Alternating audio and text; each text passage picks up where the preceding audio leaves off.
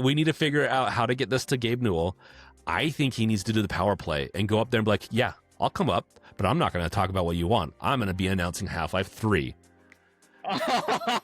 Now, That's what I want. if anyone was going to use a platform to announce a game, that would probably be the greatest announcement and way to make the announcement in video game history. Welcome to Off the Console, the hottest new podcast that's all about gaming, tech news, and anything nerdy. And as you might see here, we have a special guest, Noah from SteamDeck HQ. He is the CEO of SteamDeck HQ and also a writer there too.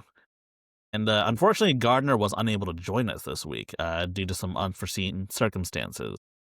But, community service, but I'm not going to say what it's, why he has to do community service.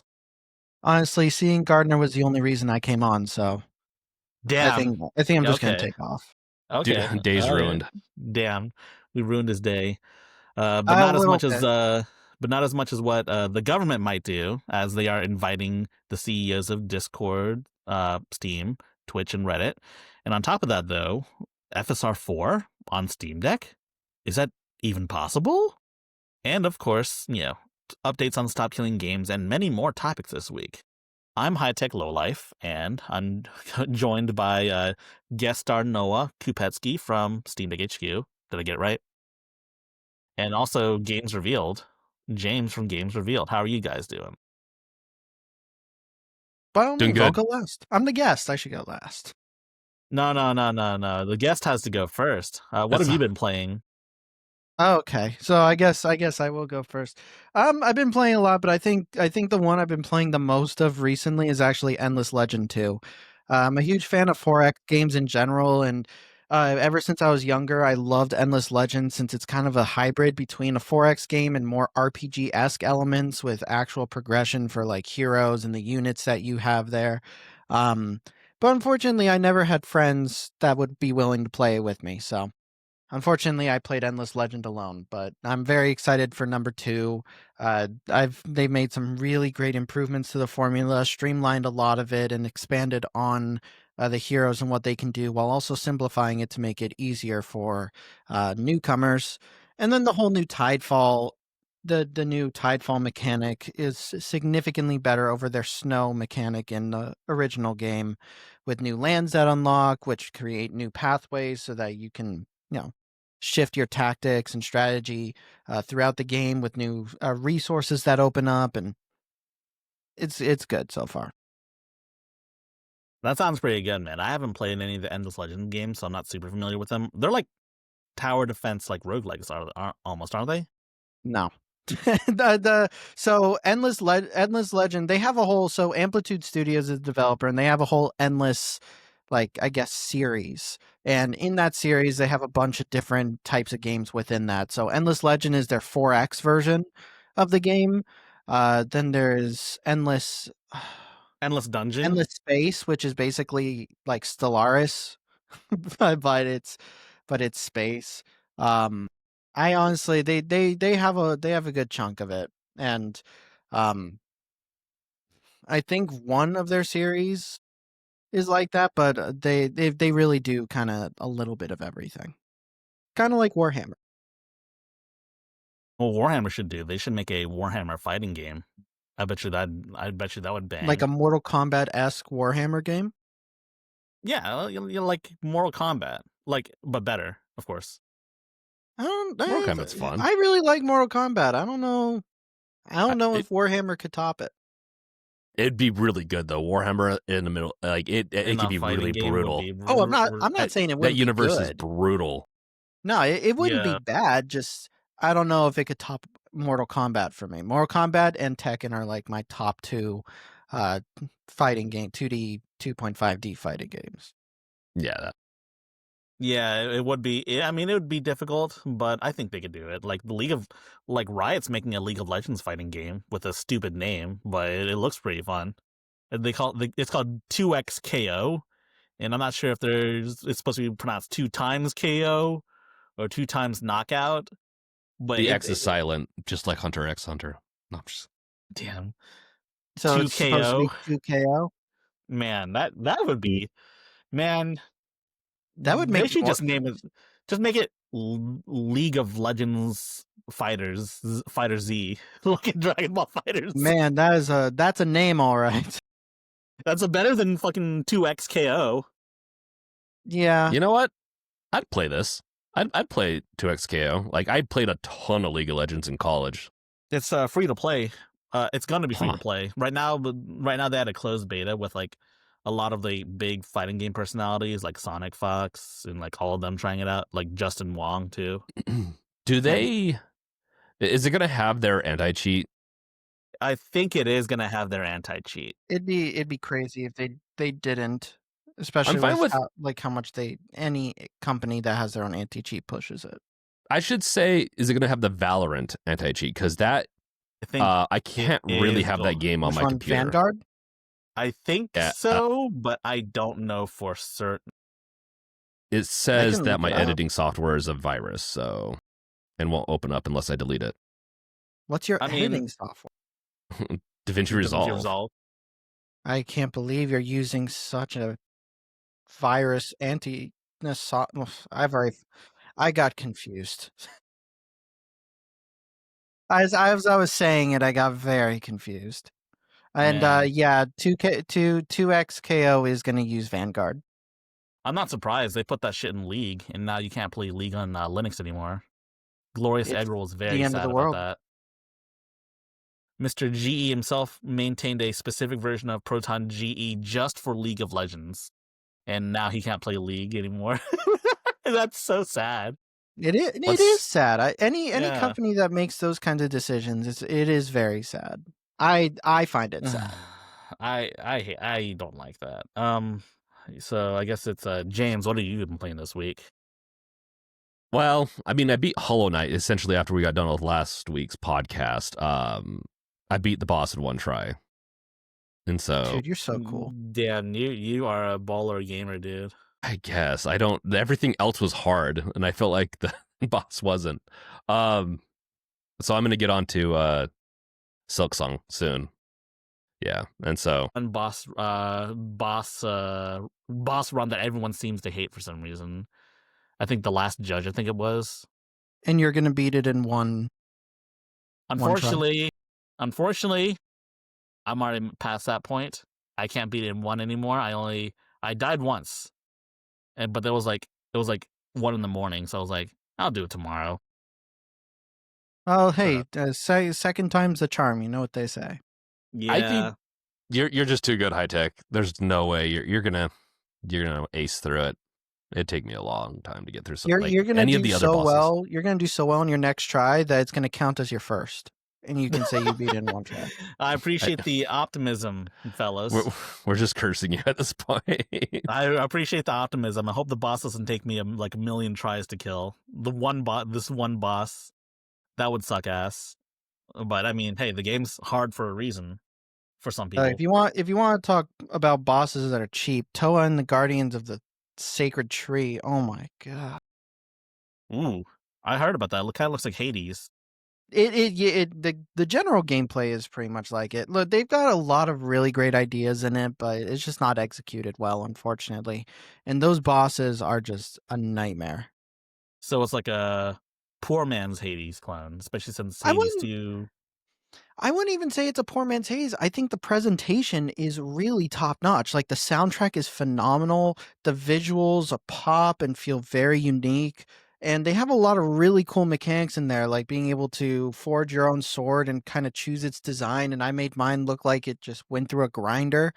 And like if you're like running around, you can actually see, if you equip the sword, you can see your created sword in their hands looking as fucked up as you make it. And I definitely fucked my swords up.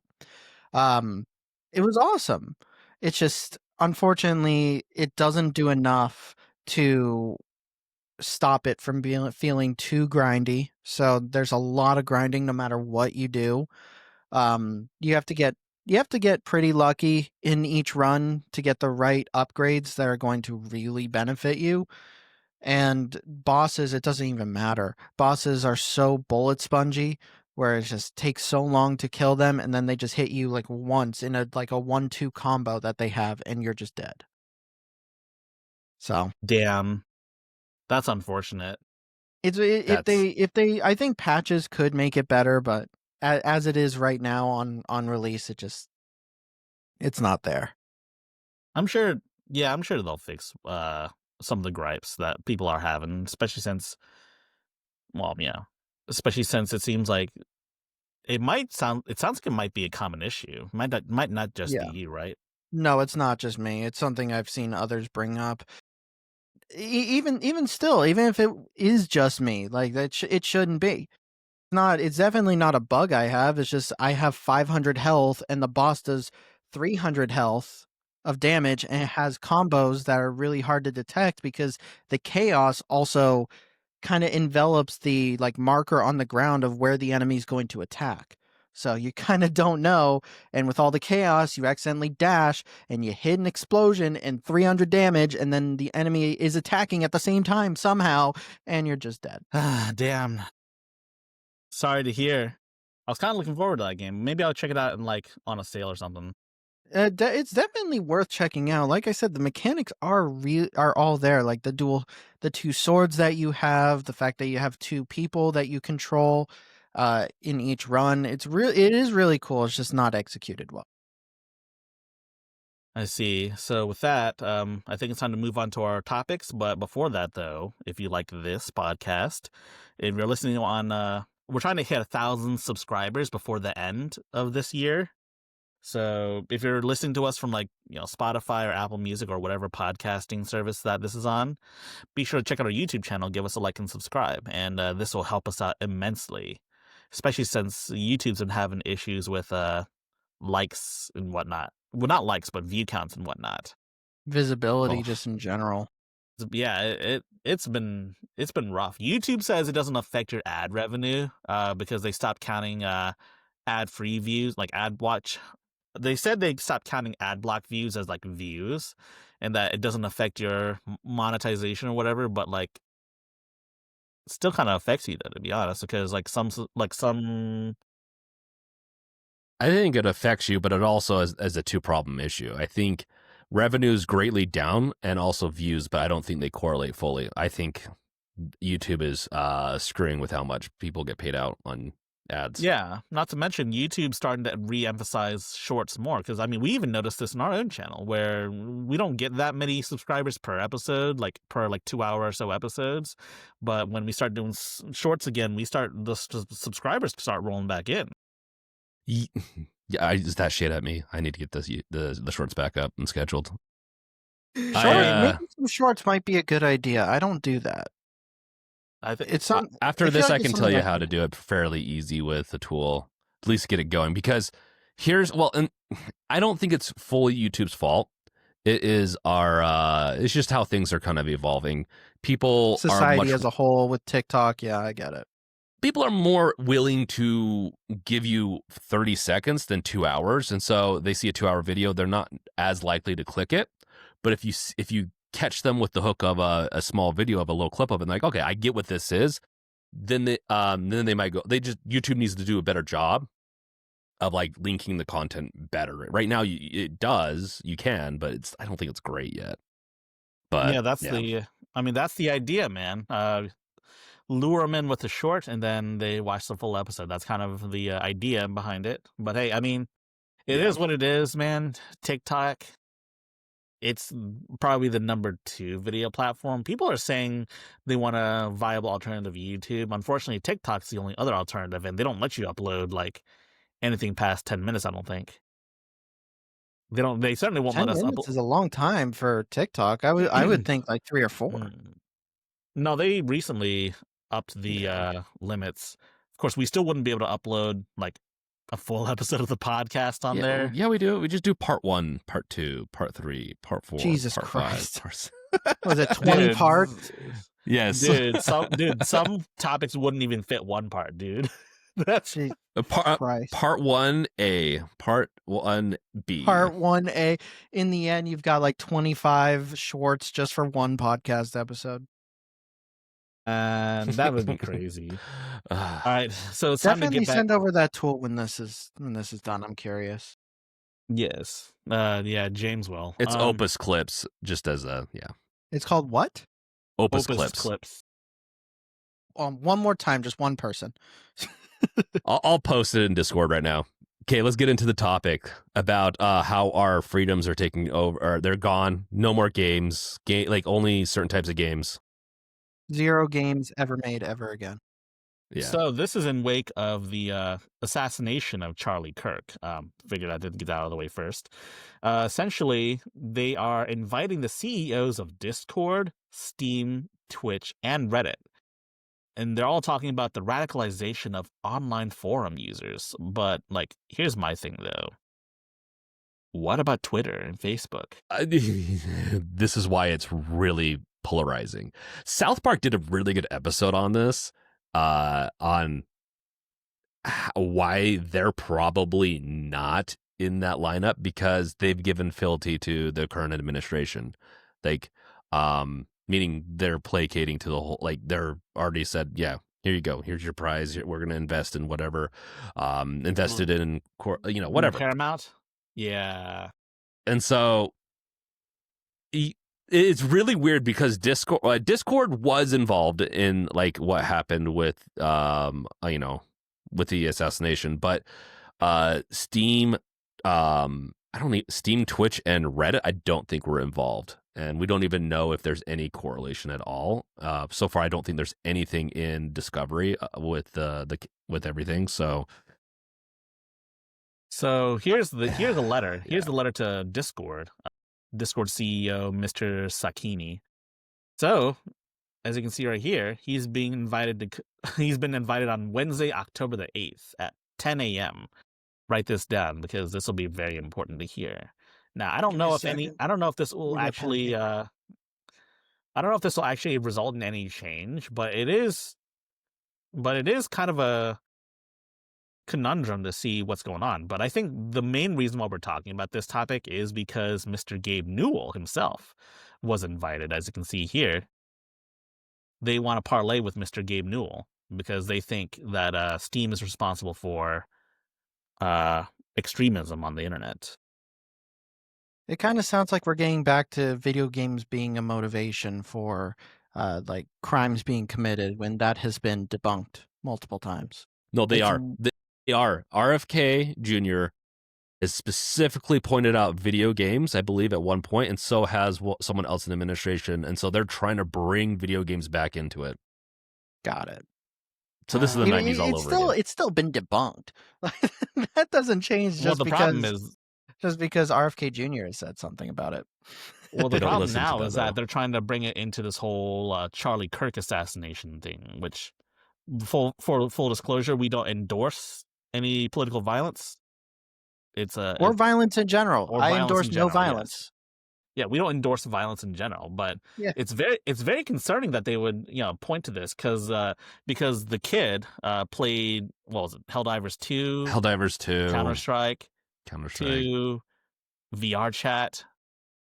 Like, you got to be kidding me. And some people in government are actually saying that they honed their skills in Counter-Strike or Helldivers. No, hone your skills in fire. Look, listen. Playing an FPS with like a mouse and keyboard is very different compared to like shooting an actual gun. I mean, it should be pretty obvious, right? Hey, Tech, have you shot a gun before? Sorry, I'm not meaning to call you out. I've held them, but no, I've never fired one. If Gardner was here, I have. If Gardner was here, he would also, agree with me, I think, on this. It is very different. Like, it can help with like reflexes and some other stuff, but like it does not translate 1-to-1. It can help with like a couple of things, but if you're good in the game, it does not mean you're going to be good at all. The thing is, haven't we also seen pictures of the assassinator or the assassin? Oh my god, the assassin! Dude, I love Assassinator. Is awesome. Is he like a son of Arnold Schwarzenegger? Yeah, I was thinking like a Terminator-esque.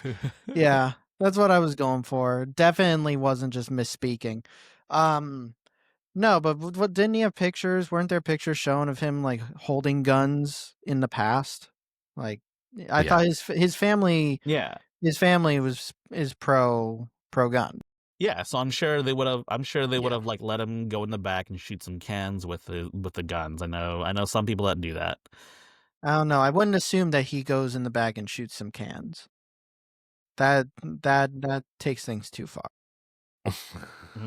But I can safely assume that like they're very pro gun. But yeah.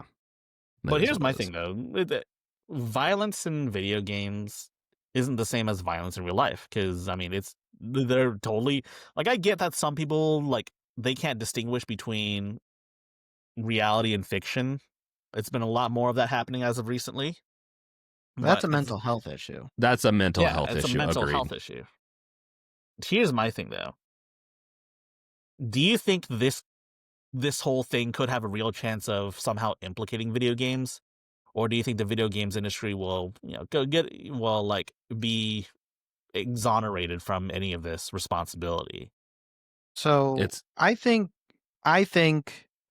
most people will exonerate it because studies have already been done that shows that there isn't a correlation between the two. However, but we're not talking about most people. We're talking about the government. I was about to get to that. That's why I said, however, with this administration, I think it's very possible that like if Trump wanted something done similar to what I'm not going to say that, but I think it's definitely more likely to happen, as we've already seen free speech been tampered with recently. This is just another version of free speech being tampered with, and yeah, I think. And so let's pull up a hypothetical. What if Trump wanted Grand Theft Auto to be banned? Because as you know, Grand Theft Auto is the leading cause of crimes. What if they just wait for banned Grand Theft Auto Rockstar? 6? What if they banned GTA 6 before it got released? Banned it from ever being released. Rockstar would be livid. They would be. I can already see Rockstar would be lobbying to hell and back to get whoever they can into office to overturn that. They put way too much money into Grand Theft Auto 6. If it is not allowed to be released, that would definitely put them in bankruptcy for sure. I would imagine. No, it wouldn't put them in bankruptcy, but they wouldn't ban it. They'd be like, okay, you got to censor it. You can't have any. Here's a little shade thing from Family Guy. You can't have anyone that's darker than but I'm sorry, it's a bad joke. But like, it's Family Guy. You're just quoting a joke. It's okay. Quoting a joke, but it's. I could see them censoring maybe even more like Australia or maybe some of the Asian countries where, instead of blood being red, it's gonna be white. Which you've seen some of those games, right? That got edited to white. I've seen some animes that got blood edited to white. It doesn't look be good. Like milky blood from the androids in Alien. Yeah, Noel, that's not what people think it is. But yeah. But look, I'm just saying it'll be like that. Look. So you know what? If you turn GTA 6 into an Alien game with like the actual Alien franchise, I'd actually be 100% like for this, and I would support our administration at that point. Would you? That sounds so cool. Would you pay $100 for the privilege? So do you think the gamers would care though? Like, because we know Rockstar wouldn't take this down, take this lightly. Do you think the gamers would riot in the streets? Yes. GTA 6 is going to be the biggest game to come out ever. And whether it's good or not, is irrelevant. Agreed. Ever up to that point, ever that in existence at this point, that it does. So I could see them really targeting it, and Rockstar has used it in the past for marketing, but hopefully they don't toe the line too much on this because they like the administration. It will be interesting to see what they do because they're all over the place on everything, and they don't really listen to the judges too much. They just do executive orders, and so that'd be interesting, like a GTA 6 ban executive order. That would be insane, to be honest. Now, I don't think it'll happen. I think no. when it comes to this administration, the big thing that they look at is, at least in Trump's view, profit. And with Rockstar paying taxes, like, it would bring in massive amounts of profit. And isn't Rockstar based in the US, like their main headquarters? Yeah. So I don't think he would actually do anything. If it was made by a company that's based outside the US, that could be different. But since they're based in the US, I think they're Rockstar safe. British? I don't think so. I'm sure they have studios. They have studios outside of the US, but I was pretty sure that their main headquarters is it's in New York. And their parent organization is Take-Two, which is also in New York. So ultimately is a US company. So here's a counterpoint. I think maybe Trump might threaten a little bit so that he gets the US to have stock in the company. I just really hope they don't do that. Man, the US owns a part of Intel now, so yeah, and I think that's a wrong decision. Yeah. Well, so now we know Intel's gonna fail, unfortunately. But here's the thing, though. The government, if it's run effectively, when it invests in companies and stuff, those companies do very well.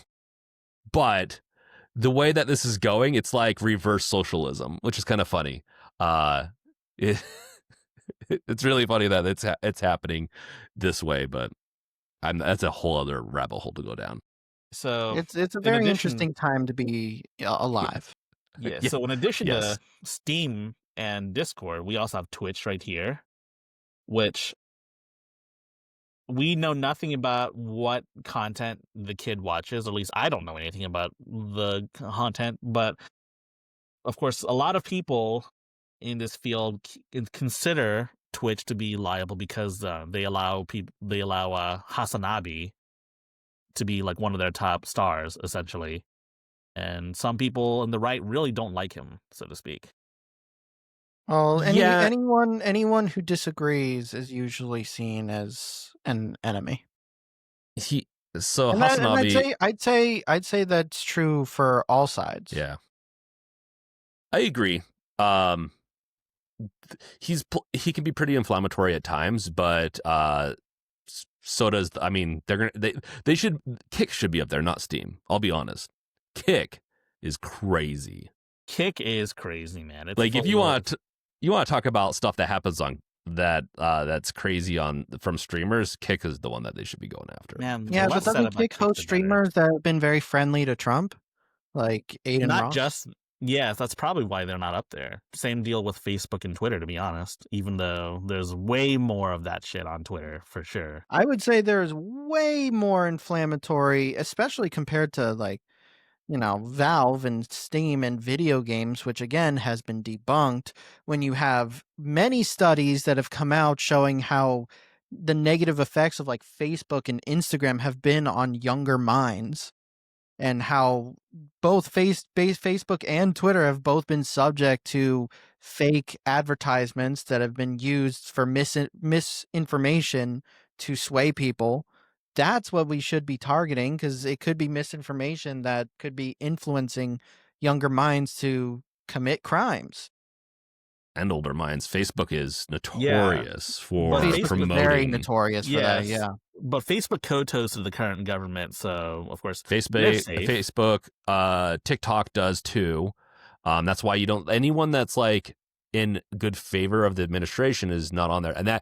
And that being said, that is very, very bad. By the way, they keep delaying the banning of TikTok, which is kind of funny. Well, right now, at this point, just choose not to ban it. I know they're trying to find a new buyer for it, which I also find ridiculous, but they have a buyer, and it's who is it? I can't remember the name, but it's some conservative billionaire, and so of course. So take it with what it is. It's just going to be another Facebook at this point, and I like Instagram, but I'm so done with it. I just want an alternative that just doesn't suck. Blue Sky's pretty good, but I don't know. Blue Sky needs some work. Yeah, it does need some work. I don't really go on Blue Sky that often. I like Blue Sky. It's just not. it's not fully ready for prime time like Twitter feels much more snappy. There's more features to it. And as much as I don't like Instagram, I personally don't enjoy using it. It's pretty unmatched. There's not really any other social Yeah. media that kind of does it like Instagram right now. What's your guys' poison of choice on this? What do you guys go to when you open up your phone for social media? Social media, business wise or personal? Personal first, then business. Well, business just you have to do everything, but personal. Yeah. I really I don't use social media as personal. Like I have accounts and I've told myself to use it more because I could be using it as like a way to promote myself, which could promote, the website, but I never do it. I mean, people usually have social media managers for that. Like it's some sort of intern locked away doing social media posts. For Well, exposure. unfortunately, STHQ has no interns. I do it all. It's a nightmare. Yeah, it is not fun. I'm horrible with my branding accounts on social media. I'm a little better with off the console, but need to get better with that because I kind of been posting clips. But High Tech, I know that you're on X quite a bit. It's not X, it's called Twitter. I know. I agree. We should just call it Twitter. But I always call it Twitter. I don't care. I if go it's there that. and browse. I do not like Twitter at all. I go there and so argue right with now. people on the internet because it's funny. Dude, I get on there and I just my stress level goes up so high. I can't do it. That's honestly how I feel about all social media nowadays. Like even on Blue Sky, I see a lot of it. Like luckily, the one thing I really do like about Blue Sky is that you can create your own feeds. And I think that Yeah, is really smart of them like to that. do. So I just have a feed that only has posts that mention, handhelds, the Steam Deck, Ally, Legion Go, any of that stuff, and that's all. And I just Mhm. stay on that, and it's so wonderful. And you If can you share those only feeds. You can share those feeds with other people too, I think. now you guys want my feed? I want your feed. Yeah, go ahead Not and share feed, it with but us. feed. I'll share my feed. It's called Handheld Mentions. Okay. Awesome. Because once I figure out how, yeah, I can share it. I have no problem with that. It's nice. I'm looking through it right now. Look at that. This game called Gemporium is Steam Deck verified. This person released a demo ship miner that runs on the Steam Deck. 5 settings that are ruining your Steam Deck experience from America Gist. Thank God, America. Saving our Steam Deck experience. nice, dude. I do like that a lot because with Twitter, it's designed to infuriate you because they want you to keep you on longer. I don't like being manipulated I don't like being manipulated like that. I'm telling you though, I don't move from that feed because as soon as I do, it's politics, and you can see in trending, like 1, 2, 3 of the 6 things in trending right now are politics related. It's because politics are so inflammatory at this moment. I think in a couple of years, if things get better, it will just die down. It's how it was in the past too. I hope so. Do you know? I still look back to the good old days of when. Look, I'm not going to say Obama was an amazing president. Personal feelings aside, there was just so much respect between the 2 people running for president, between Obama and McCain and Obama and Mitt Romney. It was so respectful. Even though they had very big disagreements about policies and how the government should be run, they still respected each other and they still respected the government. And I think that was just, it was beautiful. We didn't have to all agree on how to run the country, but we could all respect each other and love the country that we live in. Instead, now it's just filled with vitriol and. Is it possible to go back to the way things were, though, given how everyone's changed drastically? I think it is. I want to believe. It's just going to take a lot more hurt, and people are hurting right now, and it just sucks that we're going to have to get through this. I don't think it'll ever return completely. I think there is still going to be, I think we've gone too far that there are going to be people and groups that are still very, very inflammatory. And And they make money off I of don't doing think it that's ever too. going to change. It might get a little bit what is it? It might not be as dramatic or the groups might have less people than they do now, but I don't think it's ever going to completely go back to the way things were. Here's the secret, though, or a little. It's not really a secret, but those groups existed before all this crap happened. A big catalyst for this is like Fox News being created in the '80s and some other stuff. Like it is designed for reactionary and content. They make money too. So, there's a very big it's reactionary incentive for profit. Yeah. Yep. That's why people with blue check marks like to rage bait all the time. That used to never happen on Twitter because you used to not make money when you were verified or had Twitter Blue or whatever it used to be called. Yeah. No, it was nice. I just don't.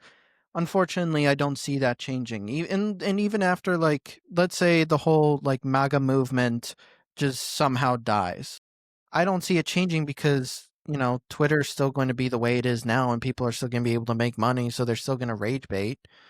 And these groups, they're not going to be completely eradicated. Like you said, they existed before. Now I think they have a platform, and I think they're not going to let go of that platform even if it's tiny. They truly are the masters of baiting. Yeah. Also, Reddit was invited as well. Yep. I'm not really big on Reddit.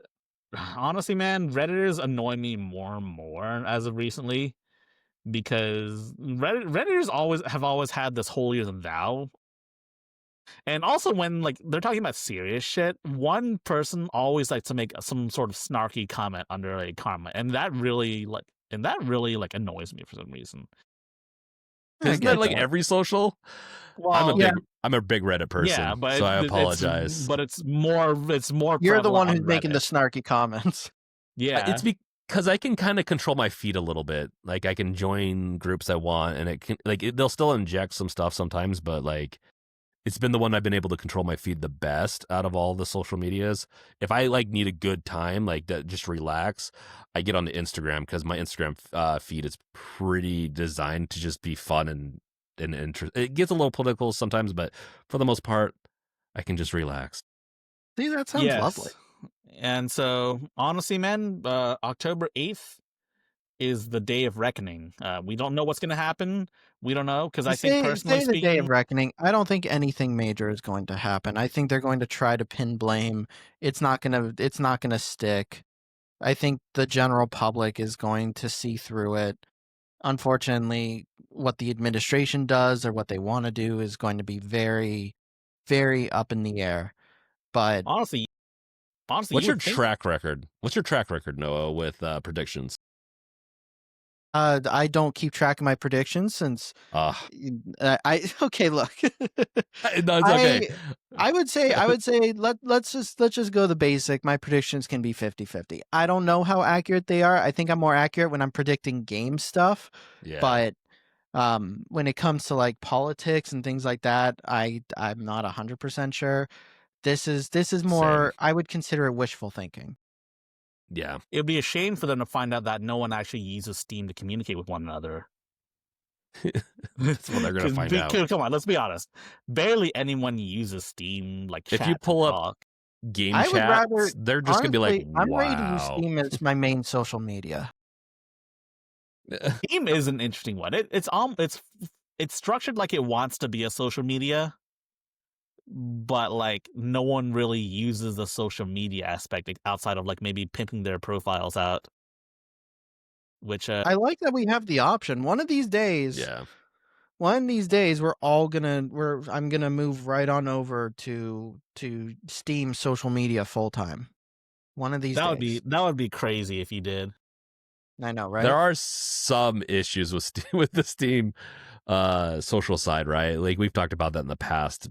Some unsightly things that have happened. Let's talk about some pimpage.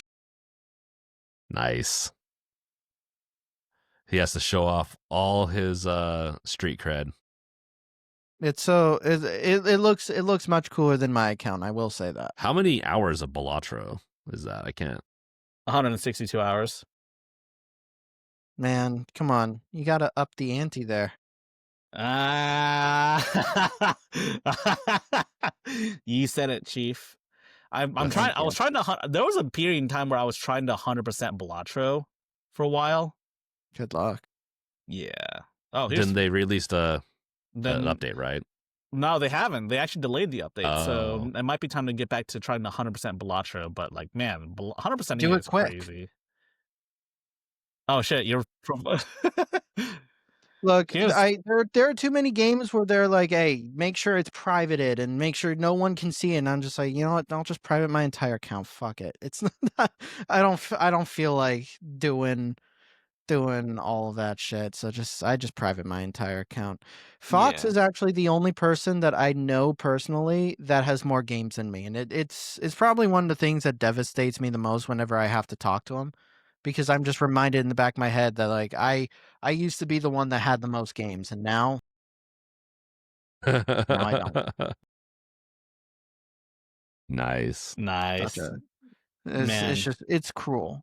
It's unfair. I've worked so hard to buy games, so many games, and he just comes in with 10,000 games, and now I'm just. You've invested thousands, hundreds of thousands. Man, there used to be a bug where you couldn't load Fox's entire game library on your web browser. It would just crash. That makes sense. That It's crazy. trying to load too many games. But yes, Steam. Hope nothing bad happens to Steam. Here's the thing with this high tech is that, from my understanding, it is not like required. It's a formal request that they come. So we'll see if the CEOs. I couldn't see Gabe Newell doing this unless they like really forced him. Yeah, they'd have to rip him off his super yacht. But I think, and this is a call out, and we need to figure out how to get this to Gabe Newell. I think he needs to do the power play and go up there and be like, yeah, I'll come up, but I'm not going to talk about what you want. I'm going to be announcing Half-Life 3. Now, that's what I want. If anyone was going to use a platform to announce a game, that would probably be the greatest announcement and way to make the announcement in video game history. Dude, that would like probably. Yeah, like, screw the Game Awards. How about going into the government? Going to the government when they requested something completely different. Yeah, who needs the Game Awards when you can go on C-SPAN? Half-Life 3, bitches. Drops the mics and then leaves. Oh, I'd love that, dude. That'd make my day. C-SPAN, the commentators are just questioning, like, what is this? What is Half-Life? What is the here number we see 3? Gabe Newell leaving the floor, just getting out of there. Newell, Gaben out. Drops mic and leaves. I'd love it, dude. That would be awesome.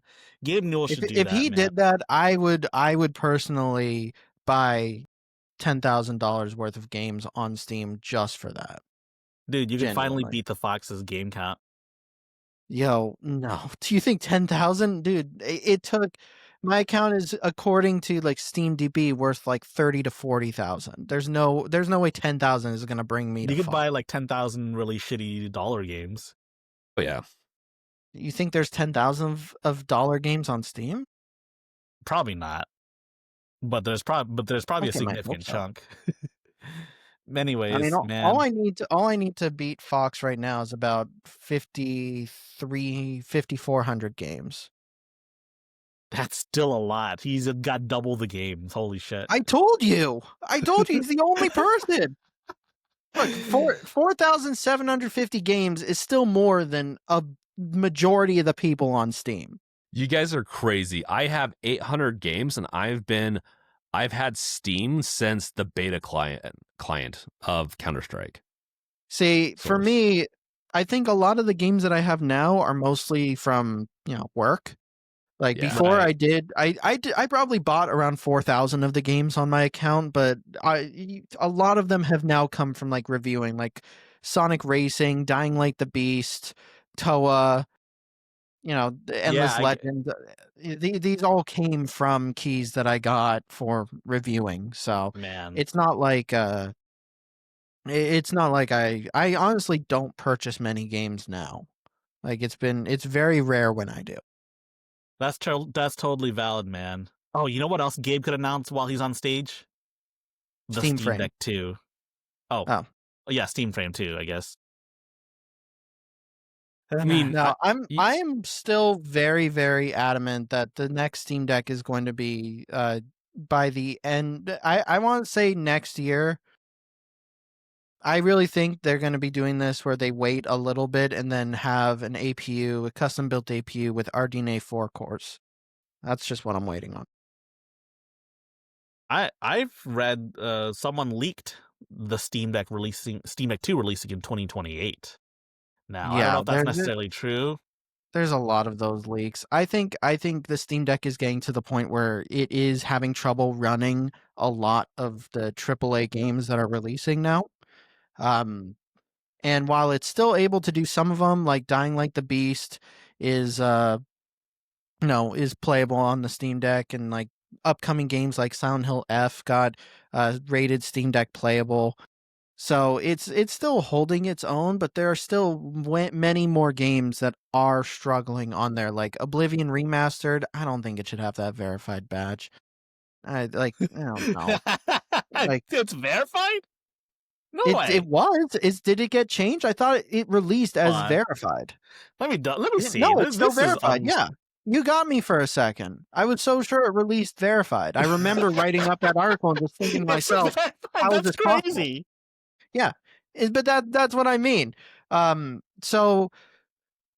now we've seen how some games would look with like the next generation of upscaling from like AMD, and it is a night and day difference, enough to the point where I think that is the generational jump that Valve is waiting for. Yes. And I've been saying that for a while. I was saying RDNA 4 with FSR 4 is going to be that next generation jump. Now that I've seen firsthand how FSR 4 looks compared to FSR 3, I'm even more sure. Yes, which brings us to our next topic. FSR 4 on the Steam Deck. It used to not be possible, but now it is, thanks to what I believe you said it was an SDK leak. So AMD accidentally leaked their SDK for FSR, and in it included a version of FSR 4 that is able to run on RDNA 2 and 3 GPUs, and not just only RDNA 4. So so yes, it does run. However, there is one major drawback, which is it uses INT8 instead of FP8, and floating point 8 is basically what houses the AI accelerators, which is what allows this upscaler to run very effectively. However, we don't have that kind of access, so it does have more of a power draw. So, but like on older games, like I see you're playing it right now. That's my video. God, I did great on this video. I'm not big on like YouTube. Like I don't do a lot of YouTube videos, but man, I did great on this video. But there is a larger power draw that comes from using FSR4 instead of like FSR3 or FSR2 or XeSS. But the image quality is significant. Like it is a giant difference between FSR3 and 4.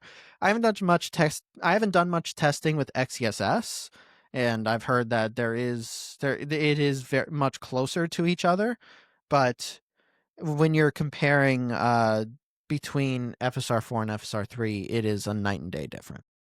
So here's my question, though. Yeah. It is a leak, right? So is it necessarily legal to be using this? It is a leak version? from AMD, and I wouldn't say it's illegal to be using it. It's just probably not going to be supported by AMD. Makes sense. So I think this is more of a uncharted territory, gray area where yeah. I get what you're saying. So like we can look at the instructions right here. So you want to just, I guess it looks like you just replaced the DLL. Is that correct? So there are multiple ways to install it. In this case, If you don't want to install anything extra, then you can just replace the DLLs. What is it? You have to use the specific DLL that was leaked, that is only available, that has the FSR4 in it, and you have to replace the files in there with the latest version of the FSR SDK, and then replace one of the files with the leaked DLL. That's one way to do it. The other way is you can use the plugins. So there are 2 plugins that you can install and use. We have the Decky FrameGen plugin, which was made by XX Jason Derulo XX, I think, and that actually has FSR4 in it. So I believe it's now on the Decky store, so you don't have to manually install it. But in the video, I go over manually installing it. And that's the way I personally choose to use it, because there are some games where you can't do the DLL swap. Like, for whatever reason, Silent Hill 2, I was not able to do the swap. So you're going to have to use Optiscaler, and that is automatically included in the Decky FrameGen plug. And for the audience, can you explain what Optiscaler is? Optiscaler is basically a tool that can be used to inject new upscalers or force frame gen in games that don't usually support it. I'm sure there's more to it to Optiscaler, but that's mainly what I use it for. So it's kind of that like is so it's kind of lossless upscaler or whatever it's called. I forget the name of the tool. no, What it is. it was mostly for FSR frame gen. Lossless scaling is its own plugin, its own thing. But there is what is it? There is FSR frame gen that is included within Optiscaler, and that you can force. I see. Oh, is this oh, this is Optiscaler. Yeah, it looks. That's a picture of Optiscaler. Yeah. So yeah. It once looks this releases, do you think that this will be like make it so that if let's just say hypothetically, if all games were supported, do you think it would help make it so that all the new games coming out would be playable on the Steam Deck? If we had the No, not necessarily. I think it would make a lot of games look a lot better. Like, you can see Hell Is Us right there. You know, it's easier to see in the video, but it's a pretty monumental difference, especially when moving around. And that's why I say I recommend the video, because the video shows the shimmering of FSR3 when you're moving around, and that's just completely gone with FSR4. yeah, I this is think, holy shit. This is a huge improvement. yeah. And yeah, you can see Even if you just look at the branches of the tree, like FSR3, you can barely see them, and then in 4, it's just beautiful. I would say it'll make a lot of games look better, and if we had the accelerators to reduce the overhead that's needed for the new upscaler, I think it would be better. But to make it more playable, probably not, because we still need to have like the boost in power.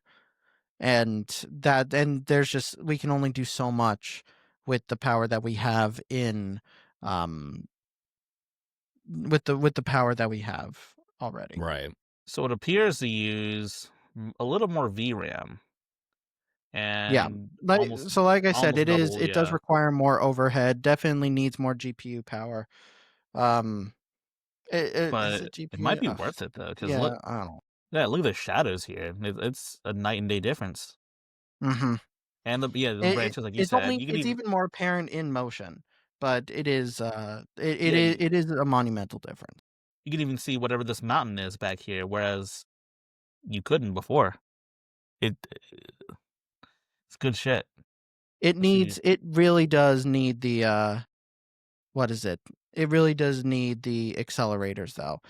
For Spider-Man, it's a little bit harder to tell, but if you look at the windows in the back and the pedestrians on the ground, in 3, their blurs or Lord. just the details of the windows are gone, and then with 4, you can actually make out the pedestrians, and you can see the details on the windows further away. Man, that's crazy. There's some differences with Hogwarts Legacy, but for whatever reason, Hogwarts Legacy for me just does not run well. I got a lot of people in comments being like, "Hey, why is your Hogwarts Legacy so bad? Like, why is it performing so poorly?" And I'm just like, that's how it's always performed for me. So Same. Could be Dude. the area I'm in specifically. I got to once you get to the town is just not very playable with Steam Deck. You can still do it. Like my wife she beat it like 4 times, put in like 100+ hours into the game on Steam Deck, but I feel like she had a different experience than me. Yeah, man. It's weird. I mean, this also sounds like you're talking about Dragon's Dogma too, because that definitely had like a lot of issues. Like it was actually unplayable on Steam Deck, unfortunately. Mm-hmm. I know For Cyberpunk is another one like Hell is Us, where moving around really makes a difference. I am inclined to agree. I guess it's a different time of day. That makes more sense. So yeah, in the end, it's definitely showing the what is it? It's definitely showing the changes and the benefits of using FSR4, especially visually. But we still, for like, AAA games, we're still going to need the extra power from the newer tech, and we're still going to need those AI accelerators to really take advantage of FSR4 fully. And OptiScaler kind of looks like damn it, what was that?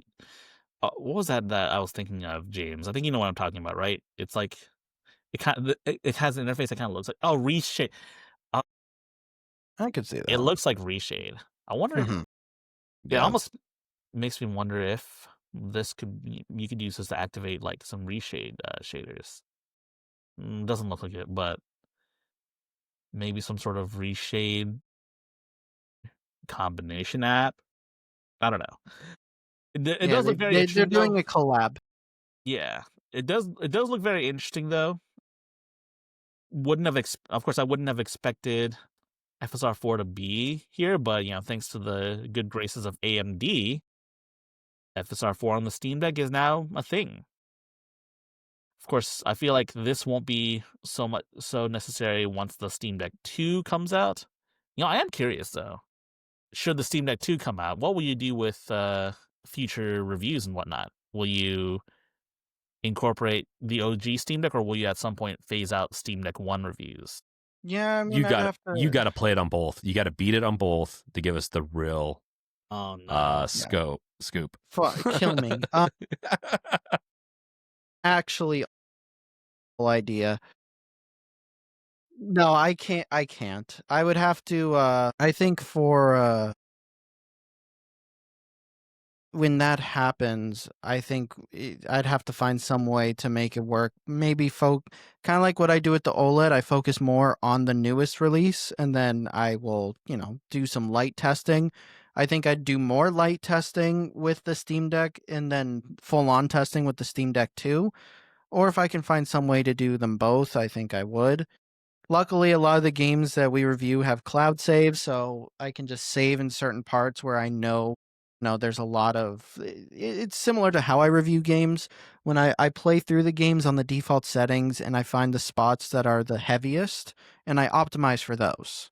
Because if you can optimize for the heaviest spots, everything else is going to be covered.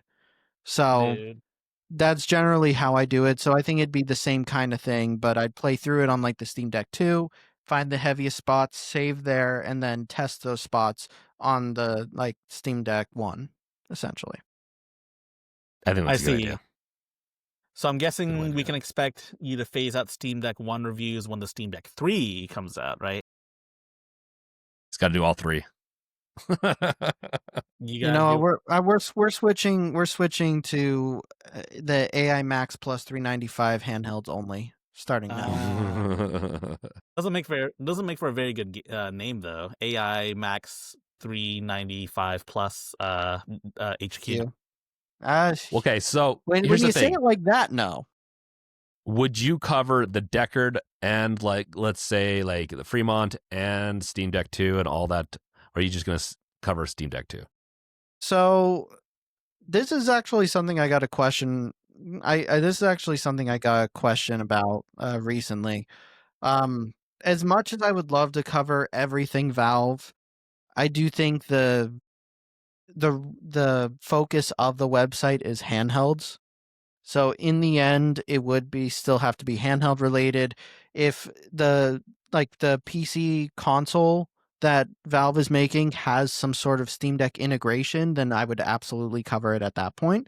And same with like if they make another VR headset and that has some correlation or some like connection to the Steam Deck, then I would cover that. But if they are individual devices and they don't really relate to the Steam Deck directly, then I don't think I can justify covering it.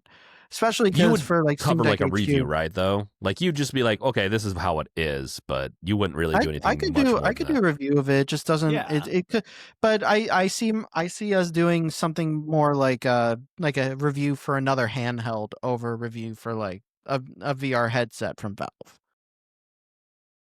We are That's fair Steam Deck enough. HQ, but I see us more as like handheld geared and, focus on games with like other handhelds kind of being a side thing. Cause we covered the GPD Win 5 when they announced when pre-orders were going live and their prices.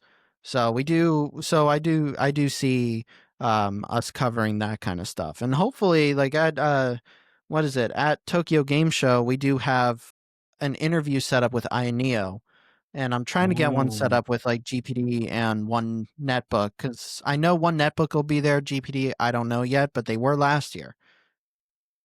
So hopefully we can do that, and I would love to like talk to them a little bit more. I've got some questions for them, especially with the AI Max plus 395 handheld. Like the GPD Win 5 is really going to be breaking ground in terms of power with the handheld. So um, I do want to talk to iNeo about that and what their response is going to be because they teased a 395 handheld, but the battery is actually included in the device.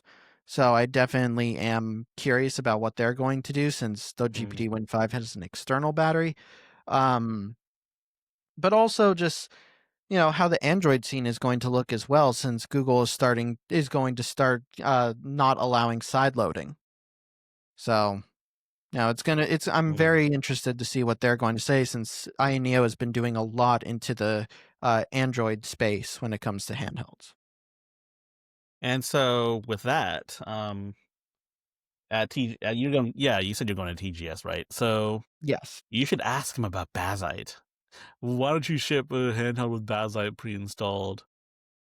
Is that something that they're allowed to do? Because that's the thing. Like the reason why when it comes to shipping handhelds with an OS and you're selling it with that OS, usually the people who make that OS get some cut of the profit. Yeah. So Or I don't know. I don't know. I mean, I could ask them about that, but like I haven't seen anything ship with Bazite pre-installed.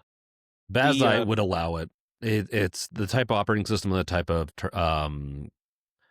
license they have. I'm pretty sure they'd allow it as long as they're not charging extra if you guys remember for that version. if you guys remember the Steam machine, not Steam machine, the EmuDeck machine, remember? They were trying to make a sort of console that was going to ship with Bazite, but then no one wanted one. Also, you could also ask them about like official SteamOS support because Lenovo is one. Why not Ioneo, right? I mean, Lenovo is shipping with SteamOS on one of their versions of their handhelds, yeah, but I'm sure Valve is getting a cut from that too.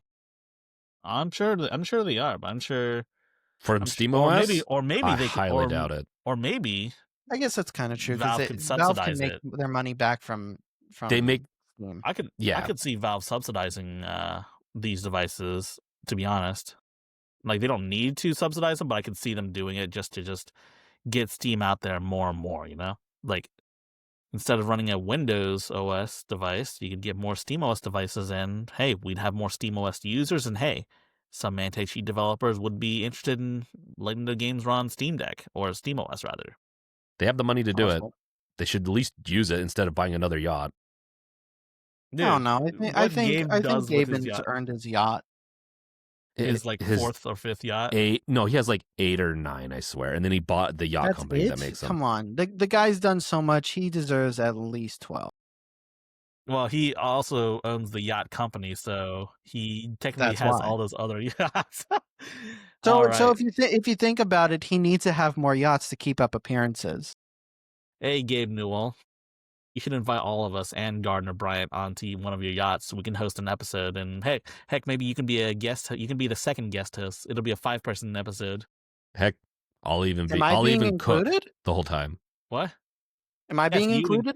Yes, you are being included. I said all of us and Gardner Bryant since he's not here right now. All right. Well, now if you guys ever do a yacht episode with Gabe and I have to be included in it. You have to be included, yes. Yeah. Speaking of inclusion, that'd be awesome. Stop Killing Games has now given us an update a week ago. Actually, we could have talked about this last week, but we didn't. It wasn't up when we made the podcast episode. But essentially, there are some updates. First and foremost, 97% of all signatures were in fact valid, which is incredibly high. I don't know how many are usually fraudulent in these European campaigns, but the fact that 97% of signatures are in fact from real people tells you that there's a real demand for people wanting to stop killing games. Well, and those are from Europeans too, because that's another part of the criteria, right? Like you have to be a European citizen, yes. You have to be a European citizen to in order to sign it to have it be valid. So I'm shocked. 97. Honestly, when I saw that, I was like, that's a little too high, but that's really 97 for 99. That's a beautiful thing. Also, Ross, the Cursed Farms, we had him on a prior episode of Off the Console. He's taking a step back, and honestly, man, it's fucking well-deserved reward. It's a well-deserved rest, man. He's been busting ass trying to get this initiative off the up, and then also combating misinformation from the likes of Pirate Software, which is unfortunate that he doesn't see it the way we see it. Every good movement needs an enemy, so he had to be it. That's true, man. I would imagine a video game without an enemy. Imagine Mario without Bowser. Exactly. That's the thing I'll never get about the Stop Killing Games initiative. I just can't understand why anyone would be against it. I can understand why developers would be against it, or not even. I can understand why publishers would be against it. But I can't really understand why anyone outside of that would be against it. Because it's just preservation. It's just that games that have released, aren't lost. I think it's just a fundamental misunderstanding from Pirate Software that he refuses to acknowledge. Because one of the biggest misconceptions with Stop Killing Games is that you can't kill games when they're not you have to keep games up forever, even when they're when they're commercially non-viable. But that's not what we're asking for. Kill more games. Stop supporting games if need be. Just let us play the games and host the stuff ourselves with our own equipment and money and stuff. Mm-hmm. No, and I just can't see why anyone would be against that. It's to me, anyone who's against this is basically against things like emulation. And if without emulation, we would never be able to access, hundreds of thousands of games that have been released in the past. I don't know why Pirate Software would be against it. Part of me thinks it's because he worked at Blizzard for so long and that he's got that AAA publisher mindset within him. Yeah, they corrupted him. He's got that Blizzard brain freeze going on. But honestly, man, I don't know why. And another thing like too, that. but I think right now, I think it's because right now, I think it's because the internet hates him for disagreeing, and so I think he wants to be the bad guy, and he's just doubling down. Yeah, he's doubling down just out of spite at this point. Oh yeah, and he's lost a lot but of. It doesn't make it better. It doesn't make it better. No. He's lost a lot of subscribers, and there's a million expose videos about the downfall of Pirate Software, even though he still has over 1 million subscribers. He's probably not in a downfall. He's probably hitting a rough patch, but I doubt he's in a downfall. Yeah, it kind of reminds me of all those videos that they made about Linus Tech Tips, the downfall of Linus Tech Tips. When there was that whole beef with Gamers Nexus and Linus Tech Tips. Drama is drama.